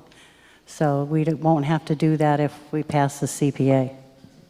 I just want to make sure that I'm clear. So the total funding for the gazebo would be still 300,000, or is it 300,000 Plus. 355,900, whatever. 355,900. Okay. Is it plated in gold? Rich Abbott, Elm Street Open Space Committee. Understanding we only have $300,000. This 55 was approved last year. My understanding with this vote was just a housekeeping to straighten things out, but we only have $300,000. We hopefully will not be spending that whole amount. We intend to go out to bid later this month. We unfortunately had to change our design because after 2 failed attempts, we couldn't get a construction cost that we could afford. We've changed it to a timber frame structure, and we hope to build it this year. But, again, getting back to the question, this is not new money as far as we're concerned. It's already In the back. So if this goes through, hurry. Chris O'Maston, Malloy Ave. So I'm sure everybody remembers when we did the town center over a few years ago, that center concrete slab, Greg and I were just talking, we're both relatively certain that the plans made us put massive sauna tubes in below grade there. So I don't know why we wouldn't just put the pavilion right there in the middle, because the concrete structure is already there in place. All you have to do now is basically just build the structure. And that's what that was intended for. I think that's where it's going. Okay, that is Yeah. the plan? Okay. As far as we all have heard, yeah. Okay, that's what we were trying to figure that out, Yeah. so, okay. Okay. Any other questions? All those in favor of Article 25 signify by saying aye. Aye. Any opposed, nay? Motion carries. Mr. Moderator, Mrs. Zinal. I move the town take up Article 26. Motion's made and seconded to take up Article 26. Oh, no, it's we the have to- table. that's It's right, the table, table. Article Sorry. 26. Second. Second. All those in favor signify by saying aye. Aye. Any opposed, nay? Motion's tabled. Article 27, Ed. Ed, that's you. Wrap it up, Ed. Wrap it up. Okay, before I wrap it up, I want to thank everybody for coming this evening. This is your town meeting.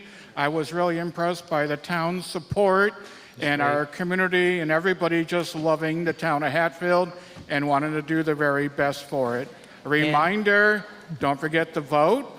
And also, there's Memorial Day activities on the 28th. Hopefully you can come out and attend the barbecue after activities. Please wait, we haven't dissolved yet. Please, Mr. please Moderator, I'd wait. like to take up Article 27.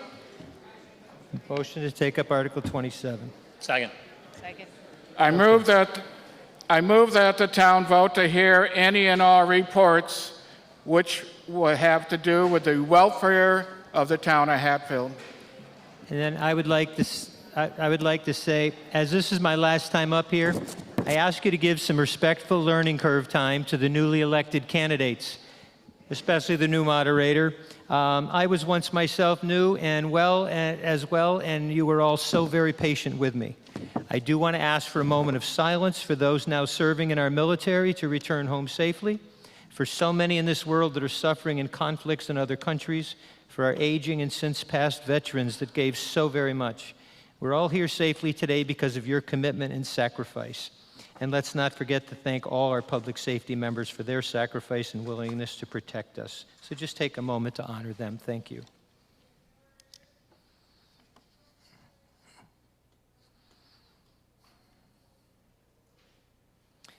Thanks for that. Did you have something to bring up? Hi, Adam Sullivan, Main Street. I'm on school committee. Just want to let everyone know that the 150th declamations will be May 19th at 6:30 in the Smith Academy Library. Anyone who's lived here a long time knows that it's the longest public school speaking contest in the country, we believe. Many of us were finalists years ago, and so if you want to come and participate, listen to our, is it junior class that does it, I think? Do the contest this year. We would love to see you all show up. Thank you. And remember, voting is Tuesday, May 16th from 7 a.m. until 8 p.m. Please vote. It's so very important. And thank you, John Novak, and your team for the audio-visual work, as always. You can no longer get a vote by mail ballot. That closed today. But you can still get an absentee ballot if you have a religious reason or you're not going to be in town that day, and you have until noon the Monday before to come to the office and vote absentee. Sure. An event happening, Hatfield Cultural Council is hosting a concert June 30th. It's a like a Crosby, Stills and Nash fun time. So that's June 30th at 7 p.m. at the Smith Academy Park. Thank you. And I want to wish all the moms a very happy Mother's Day. I hereby dissolve this meeting. Thank you. I have